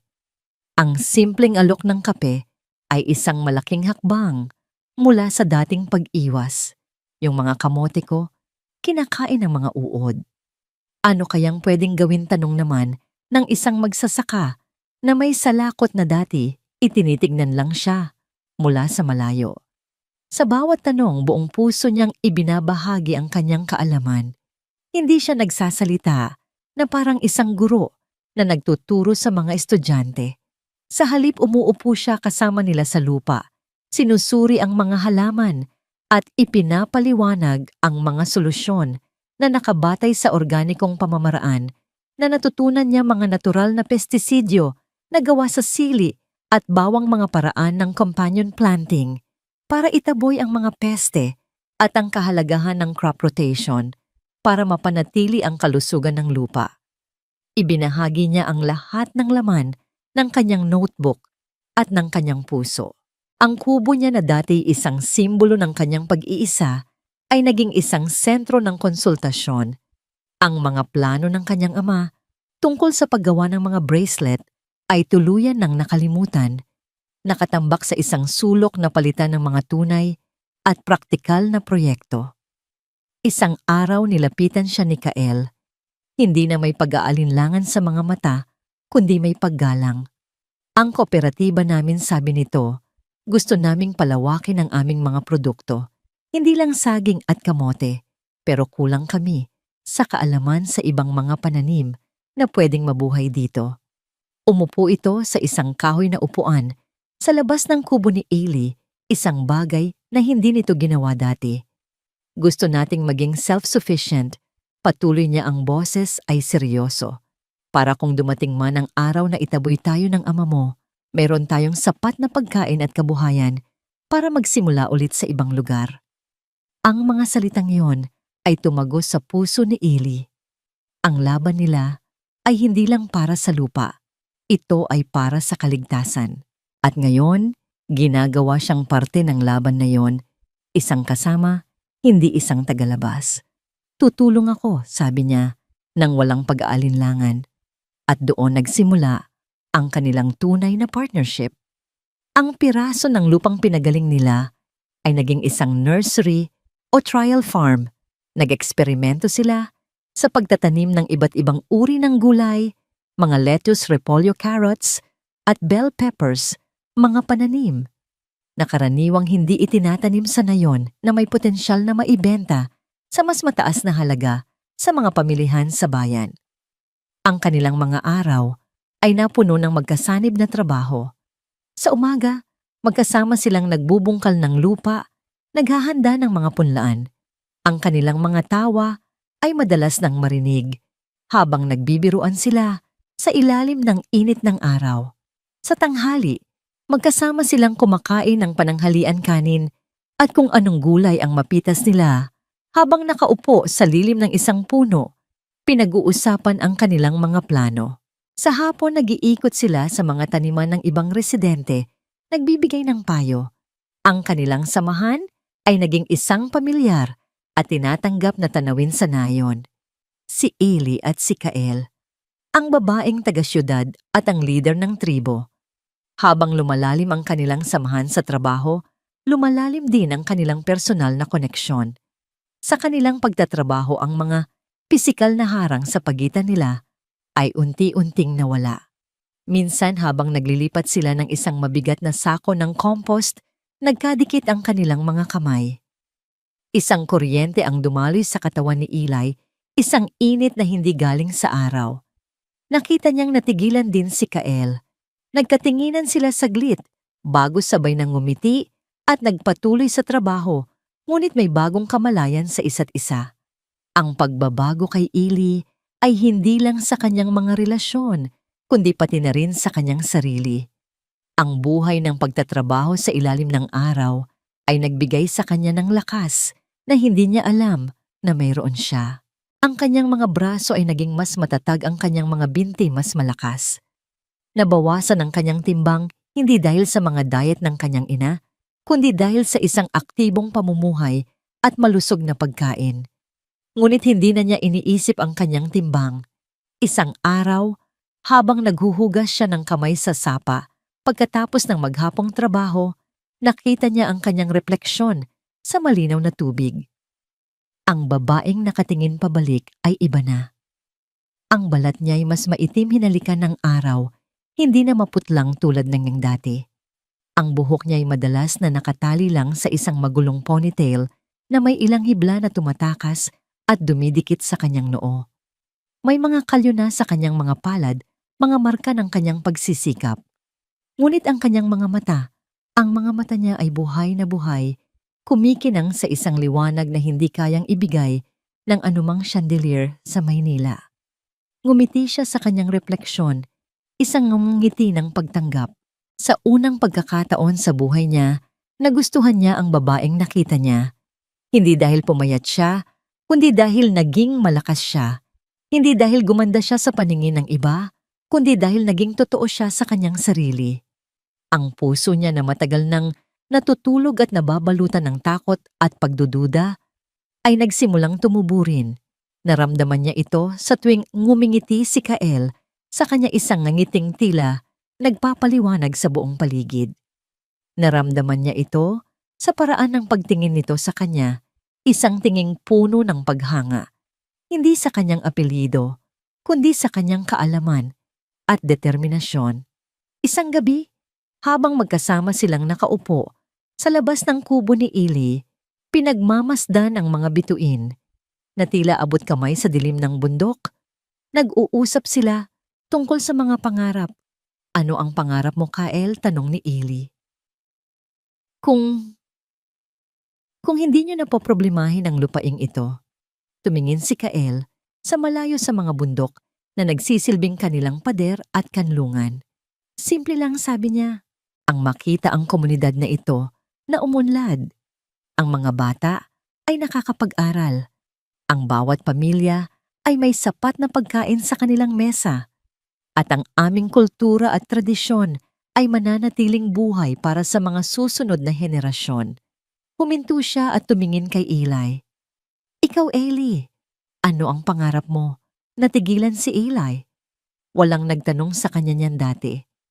Ang mga tao sa buhay niya ay laging may nakahandang pangarap para sa kanya, ang mag-asawa ng mayaman, ang maging isang socialite, ang maging isang palamuti. Hindi ko alam pag-amin niya. Pero ngayon parang nagsisimula na akong malaman. Tumingin siya sa kanilang trial farm na kahit sa dilim ay tila may buhay. Marahil ito na yon. Ang makitang may tumutubo mula sa pinaghirapan mo. Ang makatulong sa iba na patubuin din ang sa kanila. Nagkaroon ng komportableng katahimikan sa pagitan nila. Hindi na kailangan ng maraming salita. Ang kanilang mga pangarap, bagaman magkaiba ang pinagmulan, ay nagtatagpo sa iisang punto, ang pag-asa para sa isang mas magandang bukas. Nilalamig ka na po na ni Kael Napansin ang bahagyang panginginig ni Eli. Bago pa makasagot si Eli, tumayo si Kael pumasok sa sarili nitong kubo na di kalayuan at bumalik na may dalang makapal na hinabing kumot. Heto sabi niya at maingat na ipinatong ito sa mga balikat ni Eli. Ang kumot ay may amoy ng usok mula sa kahoy at ng isang pamilyar na amoy na si Kael lang ang mayroon. Isang amoy ng lupa at ng bundok. Ang simpleng gesto na yon ay nagpadala ng kakaibang init sa buong katawan ni Eli, isang init na mas matindi pa kaysa sa kumot. Naramdaman niya ang pag-aalaga ang proteksyon. Salamat bulong niya ang puso niya ay tumitibok ng malakas. Umupo ulit si Kael sa tabi niya ang kanilang mga balikat ay halos magkadikit na. Naramdaman ni Eli ang lakas na nagmumula rito, isang kalmadong lakas na nagpaparamdam sa kanya na ligtas siya. Wala kang dapat ipagpasalamat, sagot ni Kael. Kulang pa yan sa lahat ng naitulong mo sa amin. Tumingin si Eli sa kanyang seryosong muka na pinalambot ng liwanag ng buwan. Ang puso niya na unti-unti nang tumutubo ay biglang namulaklak. At sa sandaling iyon, alam niya na may katiyakang hindi niya panaramdaman kailanman na nahuhulog na siya. Nahuhulog siya para sa lider ng tribo, para sa lalaking nakakita ng halaga sa kanya nang ang buong mundo pati na ang sarili niya ay walang makita. Nahuhulog siya para kay Kael. At sa paraan ng pagtingin nito, pabalik sa kanya sa ilalim ng tahimik na langit ng Sierra Madre, may pakiramdam si Eli na ang puso nito ay tumutubo rin para sa kanya. Ang tagumpay ng kanilang trial farm ay lumampas sa lahat ng inaasahan. Ang mga lettuce ay lumago na malutong at luntian ng mga carrots ay naging matamis at ang mga bell peppers ay namunga ng sagana. Ito ay isang patunay na sa tamang pag-aalaga ang lupa ng Sierra Madre ay kayang magbigay ng higit pa sa kinagisnan nila. Para ipagdiwang ang unang ani, nagpasya ang komunidad na magdaos ng isang maliit na salo-salo. Hindi ito isang magarbong pagdiriwang tulad ng mga gala na kinasanayan ni Eli. Ito ay simple at taos-puso. Ang mga babae ay nagtulungan sa pagluluto gamit ang mga gulay na kapipitas lang. Ang mga lalaki ay nag-ihaw ng isang baboy ramo na nahuli ni Kael at ng kanyang mga kasama. Ang mga bata ay nagtatakbuhan ng kanilang mga tawa ay umaalingaw-ngaw sa buong nayon. Habang papalubog ang araw, isang malaking siga ang sinindihan sa gitna ng plaza. Umupo ang lahat sa paligid nito, nagbabahagi ng pagkain at kwento. Inanyayahan si Eli na maupo sa tabi ni Nanay Tala at Lira, hindi na bilang isang bisita, kundi bilang isang kapamilya. Sa unang pagkakataon, naramdaman niyang kabilang siya. Dahil ito sa iyo, Eli, sabi ni Lira habang inaabutan siya ng isang plato ng pagkain. Binigyan mo kami ng bagong pag-asa, ngumiti si Eli. Dahil ito sa ating lahat, nagtulungan tayo. Hinahanap ng kanyang mga mata si Kael. Nakita niya ito sa kabilang dulo ng bilog, seryosong nakikipag-usap sa mga nakatatandang miyembro ng konseho. Paminsan-minsan nagtatama ang kanilang mga paningin. Sa tuwing nangyayari iyon, isang namangiti ang sumisilay sa mga labi ni Kael, isang nangiti na para lamang kay Eli. Isang lihim na pag-uusap na sila lang ang nakakaintindi. Nang malalim na ang gabi, kinuha ng isa sa mga matatanda ang isang lumang gitara. Nagsimula itong tumugtog ng isang katutubong himig, isang awit ng pasasalamat sa lupa at sa mga anito. Ang ilan sa mga dalaga ay nagsimulang sumayaw sa paligid ng apoy. Ang kanilang mga galaw ay simple ngunit puno ng biyaya. Sumayaw ka, Eli, pag-uudyok ni Nanay Tala. Naku, hindi po ako marunong mabilis na tanggi ni Eli.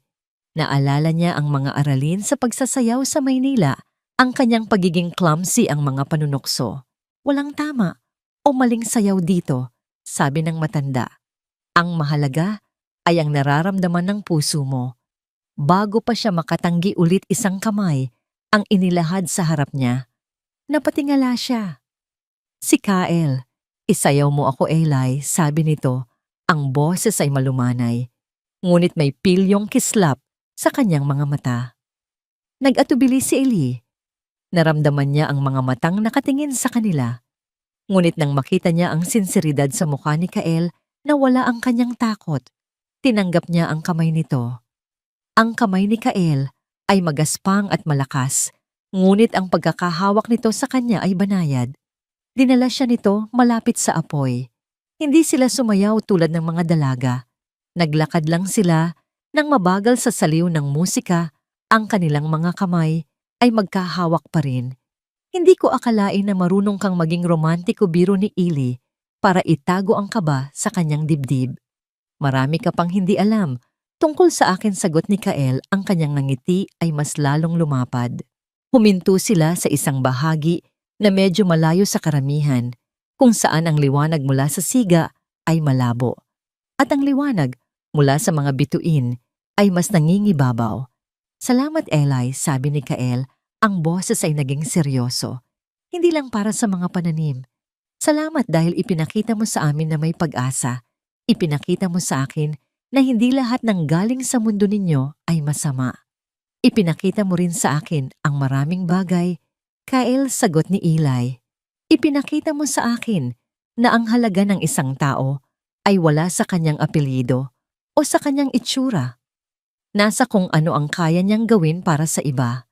Nagkatitigan sila, ang mga mata ay nagsasabi ng mga bagay na hindi kayang bigkasin ng kanilang mga bibig. Ang paghanga, ang respeto at isang damdaming mas malalim pa. Dahan-dahang itinaas ni Kael ang kanyang kamay at hinaplos ang pisngi ni Eli. Ang kanyang paghaplos ay magaspang ngunit puno ng pag-iingat na parang si Eli ay isang mahalagang halaman na ayaw niyang masaktan. Napapikit si Eli, ninanamnam ang sandali. Ito ang unang pagkakataon na may humawak sa kanya nang may ganitong klase ng pagsuyo. Eli, bulong ni Kael, ang kanyang mukha ay dahan-dahang lumalapit. Mula nang dumating ka, nagbago ang lahat. Alam ko, bulong din ni Eli. At sa ilalim ng libu-libong bituin ng Sierra Madre, sa saliw ng malayong musika at ng tibok ng kanilang mga puso, hinalikan siya ni Kael. Ang halik ay hindi tulad ng mga halik na nakikita niya sa pelikula. Hindi ito marahas o puno ng pagnanasa. Ito ay malambot, magalang at puno ng damdamin. Isang halik na nagsasabi ng pasasalamat, ng pagtanggap at ng isang pangako. Naramdaman ni Eli ang mga buwan ng pinagsamahan nila, ang mga araw ng pagtatrabaho sa ilalim ng araw, ang mga gabing puno ng pag-uusap. Lahat ng iyon ay nagtipon sa isang simpleng halik na yon. Tumugon siya sa halik, ang kanyang mga kamay ay umakyat sa batok ni Kael. Sa sandaling iyon, wala ng Ricardo, Reyes, wala ng alta sosyedad, wala ng nakaraan. Tanging sila lang dalawa, 2 taong nagmula sa magkaibang mundo na nagtagpo sa isang lupa ng pag-asa. Nang maghiwalay ang kanilang mga labi, nakasandal pa rin ang kanilang mga noo sa isa't isa. Mahal kita, Eli, sabi ni Kael. Ang mga salita ay isang hininga sa malamig na hangin. Mahal kita, hindi dahil sa kung sino ang pamilya mo o kung ano ang kaya mong ibigay sa amin. Mahal kita dahil sa kung sino ka, dahil sa iyong talino, sa iyong lakas, at sa iyong mabuting puso. Tumulo ang mga luha sa mata ni Eli, ngunit ito ay mga luha ng kaligayahan. Mahal din kita, Kael. Ang mga salitang yon na minsan niyang inakalang hindi niya masasabi kanino man ay lumabas ng napakadali, napakatotoo. Manatili ka rito, Eli, pakiusap ni Kael. Manatili ka sa akin. Bumuo tayo ng isang bagay na atin dito. Isang buhay, isang pamilya. Tumingin si Eli sa mga mata ni Kael na kumikinang sa liwanag ng mga bituin. Nakita niya roon ang kanyang hinaharap. Isang hinaharap na hindi gawa sa ginto o marmol, kundi gawa sa lupa, sa pag-ibig at sa pag-asa. Oo, sabi niya, ang boses ay puno ng katiyakan. Oo, Kael, mananatili ako. Iyon ay isang pangako. Isang pangako na ginawa hindi sa ilalim ng isang marangyang chandelier, kundi sa ilalim ng mga bituin, isang pangako na kasing tatag ng mga bundok na nakapalibot sa kanila. Ang mga sumunod na linggo ay lumipas na parang isang panaginip para kay Ellie. Ang pag-ibig na namumuo sa pagitan nila ni Kael ay isang lihim na hardin na sila lang ang nakakaalam. Hindi nila ito pinag-uusapan ng direkta, ngunit naroon ito sa bawat tingin, sa bawat ngiti, sa bawat pagdampi ng kanilang mga kamay habang nagtatrabaho. Ang nayon ay naging saksi sa kanilang di-opisyal na samahan. Wala nang nagtataka na palitan na ito ng isang tahimik na pagtanggap at pagsuporta.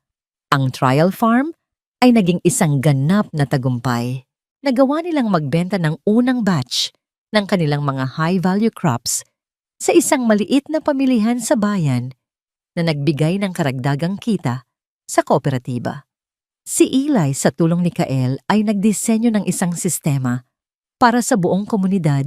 Tinuturuan sila kung paano maglaan ng isang bahagi ng kanilang lupain para sa mga bagong pananim. Isang umaga, habang abala si Eli sa pagtuturo sa ilang mga babae kung paano gumawa ng natural na fertilizer, isang hindi pamilyar na tunog ang pumutol sa katahimikan ng bundok. Isang malakas at umuugong na tunog. Nagkatinginan ng lahat. Ang tunog ay papalapit. Mula sa malayo sa landas na tinahak ni Eli, ilang buwan na ang nakalipas isang grupo ng mga tao ang papalapit. Ngunit hindi sila mga residente. Ang kanilang mga damit ay malinis, ang kanilang mga sapatos ay matibay, at ang kanilang paglakad ay may tiwala ng mga taong hindi sanay maglakad sa bundok. At sa gitna nila ay isang pamilyar na figura. Nabitawan ni Eli ang hawak niyang pandilig. Ang puso niya ay biglang kumabog ng mabilis, hindi dahil sa tuwa kundi dahil sa takot. Si Miguel, ang kanyang kuya. Si Miguel Reyes ay ang perpektong anak sa mata ng kanilang mga magulang. Isang matalino at ambisyosong abogado na nagtatrabaho para sa korporasyon ng kanilang ama. Palagi itong nakasuot ng plansadong damit, palaging may tamang sagot, palaging sumusunod. Siya ang lahat ng hindi katangian ni Eli. Eli, tawag ni Miguel, ang boses ay may halong pagod at inis. Sa likod niya ay may dalawang lalaking nakasuot ng barong, halatang mga abogado o assistant, at ilang mga security guard na nakasibilyan. Nagmadaling lumapit si Kael na narinig ang kaguluhan mula sa bukid. Tumayo ito sa tabi ni Eli, ang kanyang presensya ay isang biglaang pader ng proteksyon. Ang kanyang mga mata ay matalim na nakatutok sa mga bagong dating. "Kuya, anong ginagawa niyo rito?" tanong ni Eli. Ang boses ay nanginginig. Tinitigan siya ni Miguel mula ulo hanggang paa. Ang pagkasuklam sa mukha nito ay hindi maitago. Tiningnan nito ang maduming damit ni Eli, ang pawis sa kanyang noo, ang kalyo sa kanyang mga kamay. At tiningnan nito si Kael, ang lalaking nakatayo sa tabi ng kanyang kapatid, na tila ba pag-aari niya ito. "Pinapauwi ka na ni Papa," diretsong sabi ni Miguel. "Tapos na ang laro. Umuwi ka na. Hindi ito laro." "Kuya," matatag na sagot ni Eli, "ito ang buhay ko ngayon." Isang sarkastikong tawa ang kumawala kay Miguel. Buhay, ito ang paglalaro ng lupa kasama ang mga taong ito. "Eli, magising ka nga. Hindi ka nababagay dito." "Dito ako nababagay," giit ni Eli, ang kanyang boses ay nagkakaroon na ng lakas. "Dito may silbi ako. Dito masaya ako." "Masaya?" Tumingin si Miguel sa paligid, sa mga simpleng kubo, sa mga manok na nagkakalat. "Eli, pinadala ka rito bilang parusa, hindi para magbakasyon. Nagkaroon ng problema sa permit ng resort. Kailangan ni Papa na umalis na ang mga taong ito sa lalong madaling panahon. Kaya pinapauwi ka na niya." Lumapit si Kael.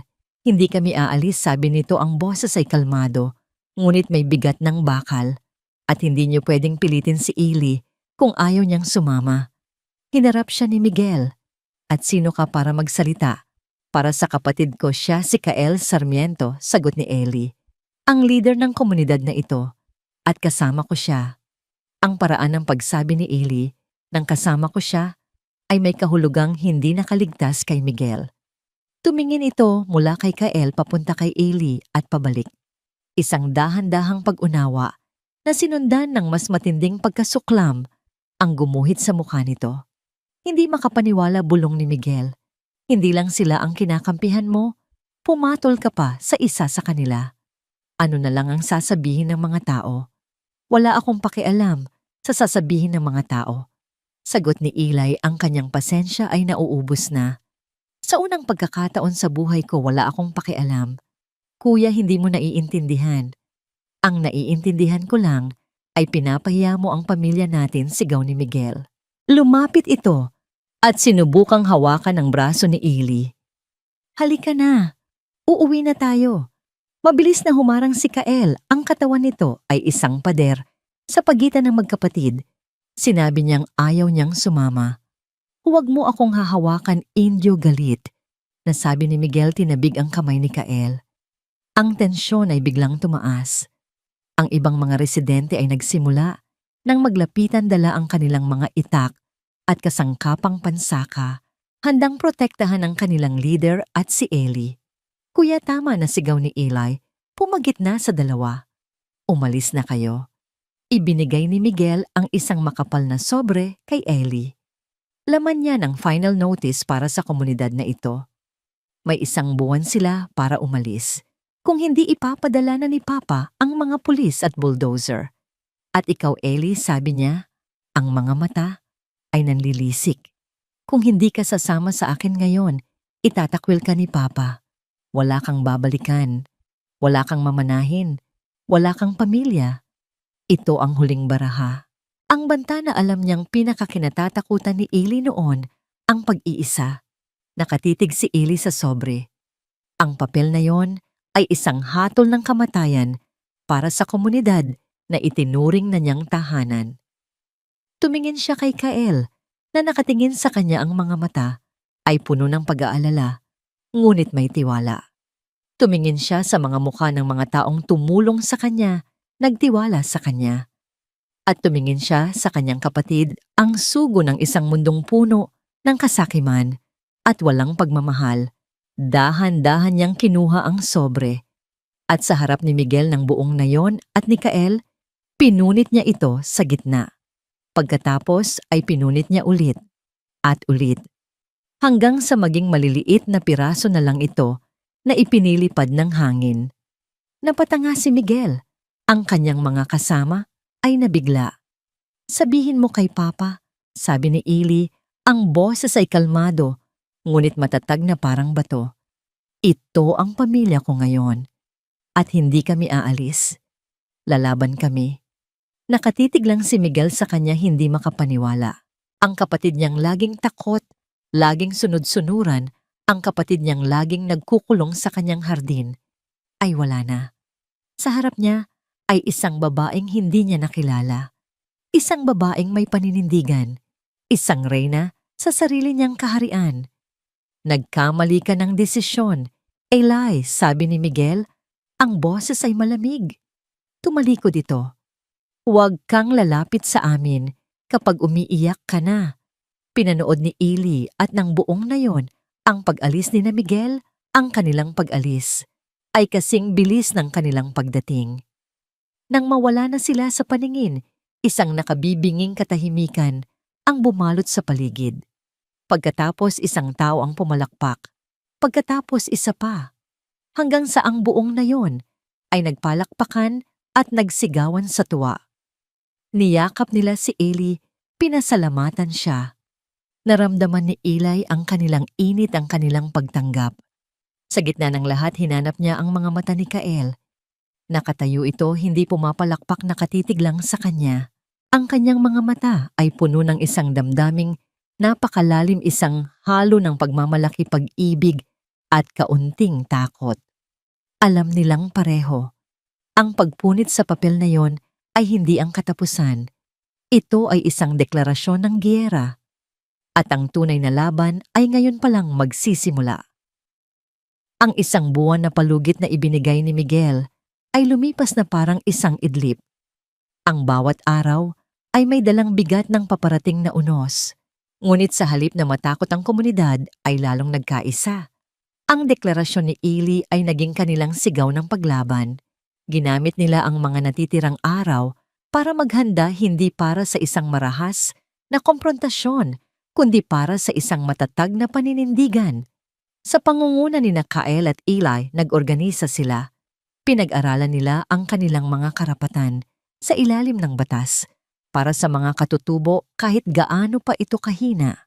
Nag-ipon sila ng mga dokumento, mga lumang titulo, mga testimonya ng mga ninuno na magpapatunay na ang lupain ay sa kanila na bago pa man dumating ang korporasyon ng mga Reyes. Si Eli gamit ang kanyang lumang Nokia phone ay palihim na kinokontak ang ilang mga non-government organization at environmental groups na nahanap niya sa internet noong may signal pa siya sa bayan. Ang pinakamalaking paghahanda nila ay ang pagpapatibay sa kanilang hanay.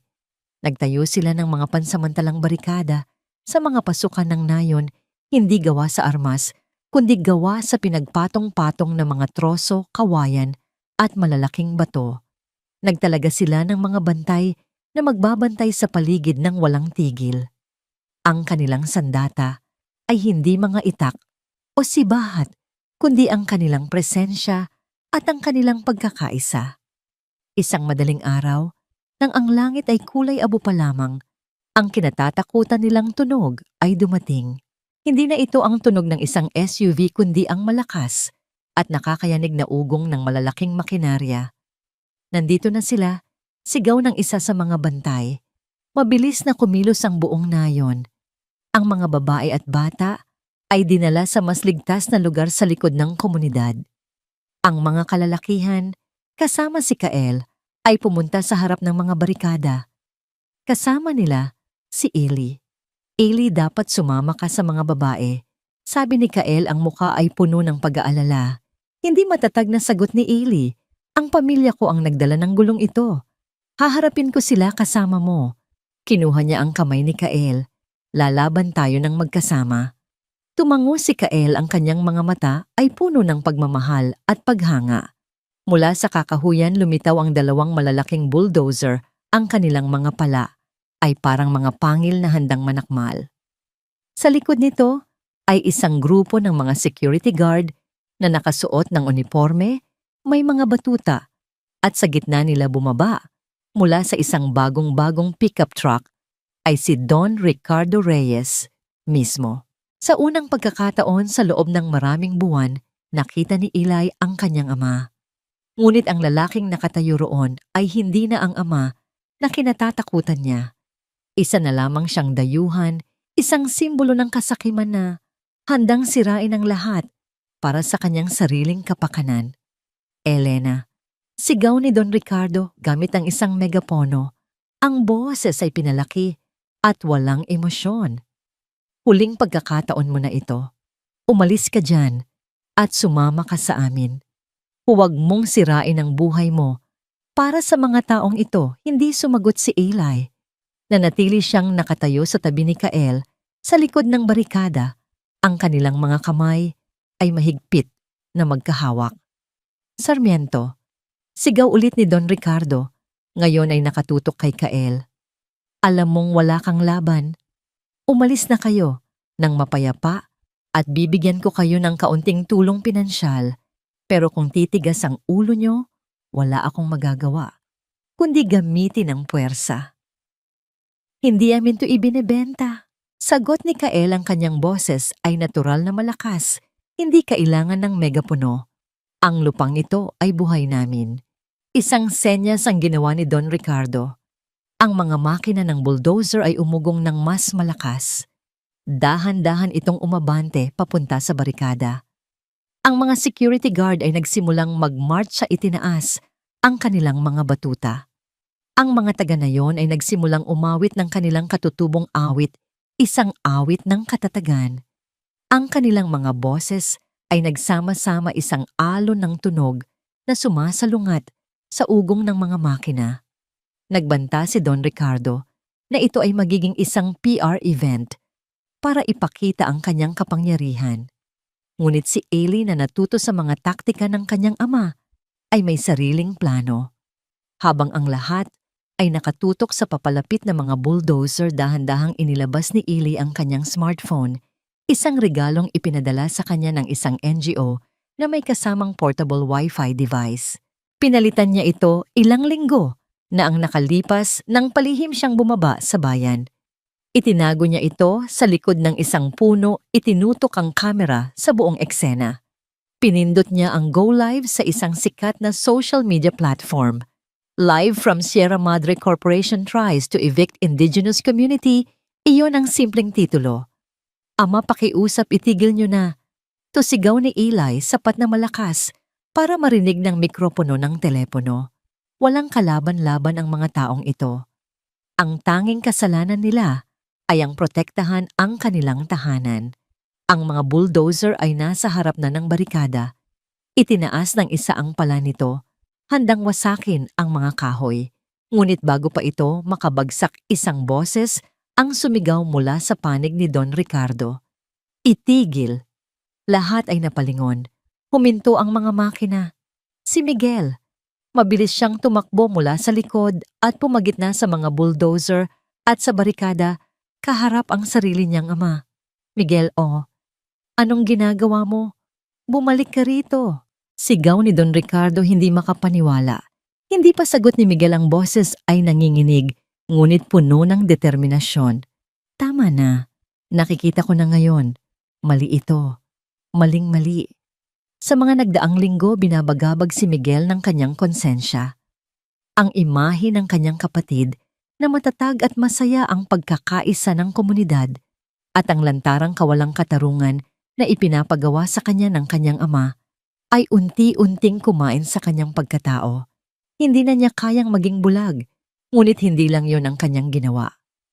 Sa sandaling iyon sa Maynila, isang sikat na investigative blogger ang nag-post ng isang artikulo. Ang pamagat, Reyes Land Corp's Dirty Secrets, Environmental Violations, and Forged Permits in Sierra Madre Project. Ang artikulo ay naglalaman ng mga nascan, na kopya ng mga dokumento, mga pekeng environmental clearance, mga testimonya ng mga binayarang opisyal, mga plano na magtatapon ng construction waste sa mga ilog, mga dokumentong si Miguel mismo ang palihim na nag-leak. Kasabay nito ang live stream ni Eli ay nagsimulang mag-viral. Libu-libong tao ang nanonood. Ang comment section ay napuno ng galit at suporta para sa mga katutubo. Ang mga hashtag na Save Sierra Madre at Sanote Reyes Land Corp ay mabilis na naging trending. Ang telepono ni Don Ricardo ay nagsimulang mag-ring ng walang tigil. Ang kanyang mga abogado, ang kanyang mga board member, ang media, ang kanyang PR event ay naging isang PR nightmare. Nakatayo si Don Ricardo sa gitna ng lahat. Ang kanyang muka ay namumutla. Tumingin siya sa kanyang anak na babae na ngayon ay hawak ang isang armas na mas makapangyarihan kaysa sa kanyang mga bulldozer, ang opinyon ng publiko. Tumingin siya sa kanyang anak na lalaki na trumaydor sa kanya para sa tama. At tumingin siya sa komunidad na akala niya ay madali niyang matatalo, na ngayon ay nakatayo ng buong dignidad, umaawit ng kanilang awit ng tagumpay. Talo na siya. At alam niya ito. Walang sinabi, tumalikod si Don Ricardo Reyes. Sumakay siya sa kanyang pickup truck at mabilis na umalis.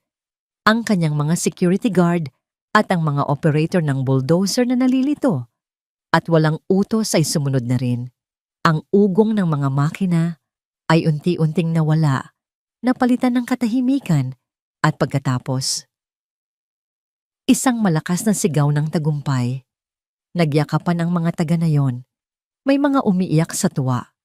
Itinaas nila sina Kael at Eli sa kanilang mga balikat, ipinagdiriwang ang kanilang mga bayani.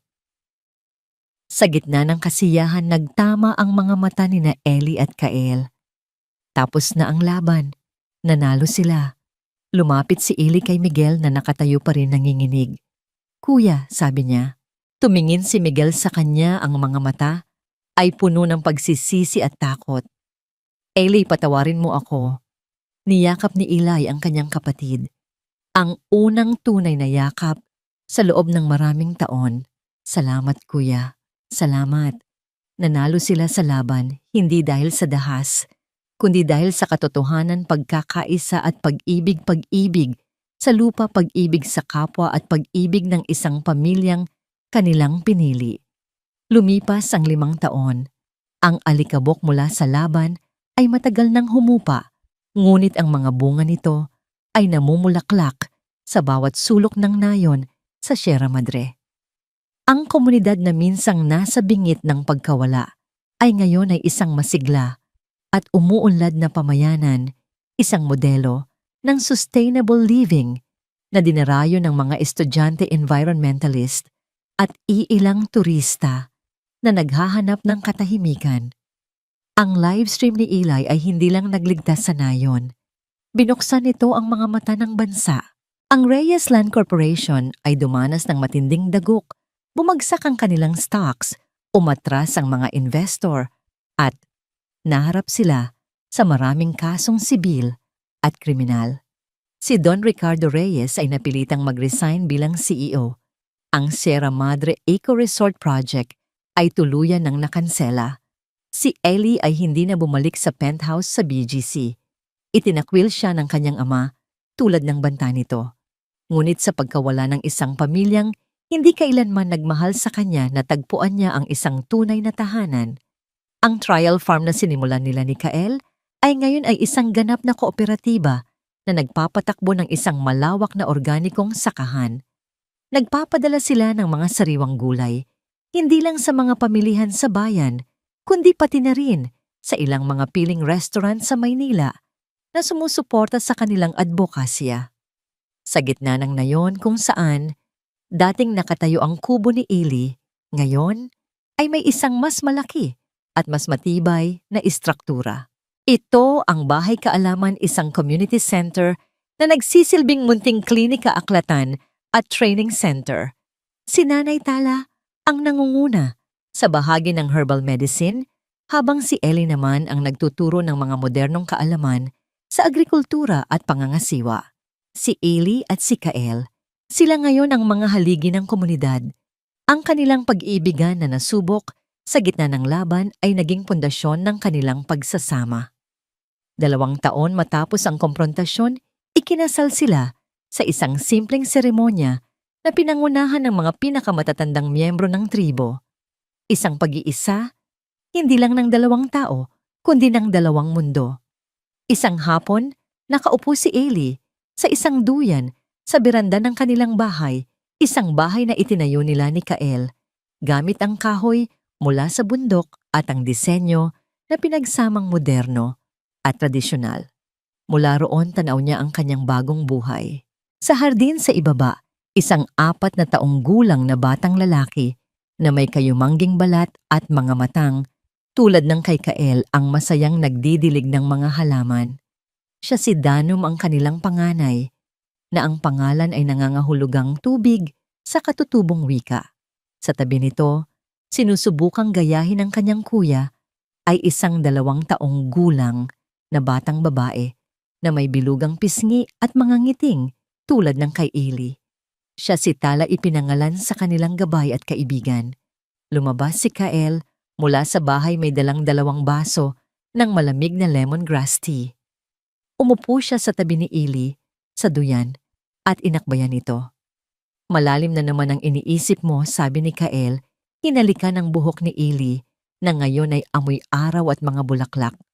Ngumiti si Eli at isinandal ang ulo sa balikat ni Kael. Iniisip ko lang kung gaano kalayo na ang narating natin. Tumingin siya sa kanyang mga anak. Iniisip ko kung anong klaseng buhay kaya ang meron ako ngayon kung hindi ako ipinatapon ni Papa dito. Marahil ay asawa ka na ni Martin Velasco, biro ni Kael. Natawa si Eli. At marahil ay ginugugol ko ang mga araw ko sa pagpapapayat at pag-attend ng mga tea party. Kinilabutan siya sa isiping iyon. Salamat sa ama mo, dagdag ni Kael. Ang boses ay naging seryoso. Kahit gaano pa kasama ang intensyon niya, dinala ka pa rin niya sa akin. Salamat sa iyo, Kael, sagot ni Eli. Salamat sa pagtingin mo sa akin nung panahong kahit ako hindi ko makita ang sarili ko. Niyakap siya ni Kael ng mahigpit. Mananatili silang ganoon ng ilang sandali. Ninanamnam ang kapayapaan at ang pamilyar na ginhawa sa piling ng isa't isa. May sulat na dumating para sa'yo, sabi ni Kael. Kinuha ang isang sobre mula sa kanyang bulsa. Kinuha ito ni Eli. Ang sulat kamay ay pamilyar. Galing ito sa kanyang Kuya Miguel. Binuksan niya ito. Sa mga nagdaang taon, si Miguel ang naging tulay niya sa kanyang dating buhay. Ito ang nag-aasikaso ng mga legal na papeles para sa kooperatiba nila. Pagkatapos ng iskandalo, umalis si Miguel sa Reyes Land Corp at nagtayo ng sarili niyang maliit na law firm na tumutulong sa mga marginalized na komunidad. Ang relasyon nila bilang magkapatid ay unti-unting nabuo muli, mas matatag at mas totoo ngayon. Ang sulat ay maikli lang. Ellie, kumusta na kayo dyan? Sana ay nasa mabuti kayong kalagayan. May balita ako. Si Mama nakikipag-divorce na kay Papa. Mukhang sa wakas ay napagod na rin siya sa pagiging anino nito.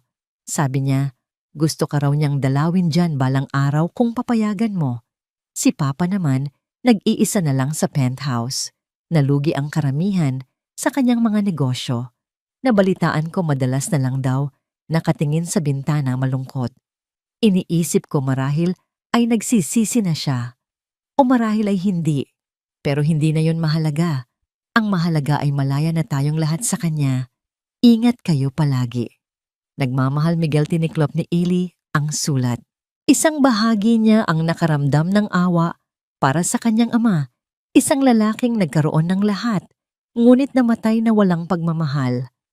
Ngunit ang pakiramdam na yon ay mabilis na napalitan ng pasasalamat para sa buhay na meron siya ngayon. Mama, Papa, tignan niyo po, sigaw ni Dano mula sa hardin. Itinuturo ang isang maliit na paru-paro na dumapo sa isang bulaklak ng kamatis. Napangiti sina Ellie at Kael. Tumingin si Eli sa paligid. Sa kanyang mga anak na malayang naglalaro sa lupa. Sa kanyang asawa na minamahal siya ng buo. Sa komunidad na itinuring siyang kanila. Sa mga bundok na yumayakap sa kanilang lahat. Ang katawan niya ay hindi na ang katawan ng isang dalagang ikinahihiya sa alta sosyedad. Ito ay katawan ng isang ina, isang asawa, isang leader. Ito ay malakas. Ito ay may silbi. Ito ay minamahal. Hindi na siya ang babaeng nakakulong sa isang gintong hawla. Natagpuan niya ang kanyang kalayaan, hindi sa pagtakas, kundi sa pag-ugat. Dito sa Sierra Madre, sa bisig ng isang dayuhan na naging kanyang tahanan, itinayo niya ang kanyang sariling pamana. Isang pamana na hindi nasusukat sa pera o kapangyarihan, kundi sa mga buhay na kanyang binago, sa mga pusong kanyang pinagaling, at sa pag-ibig na kanyang itinanim, na ngayon ay namumunga ng sagana. At iyon para sa kanya ang tunay na kahulugan ng isang masayang wakas.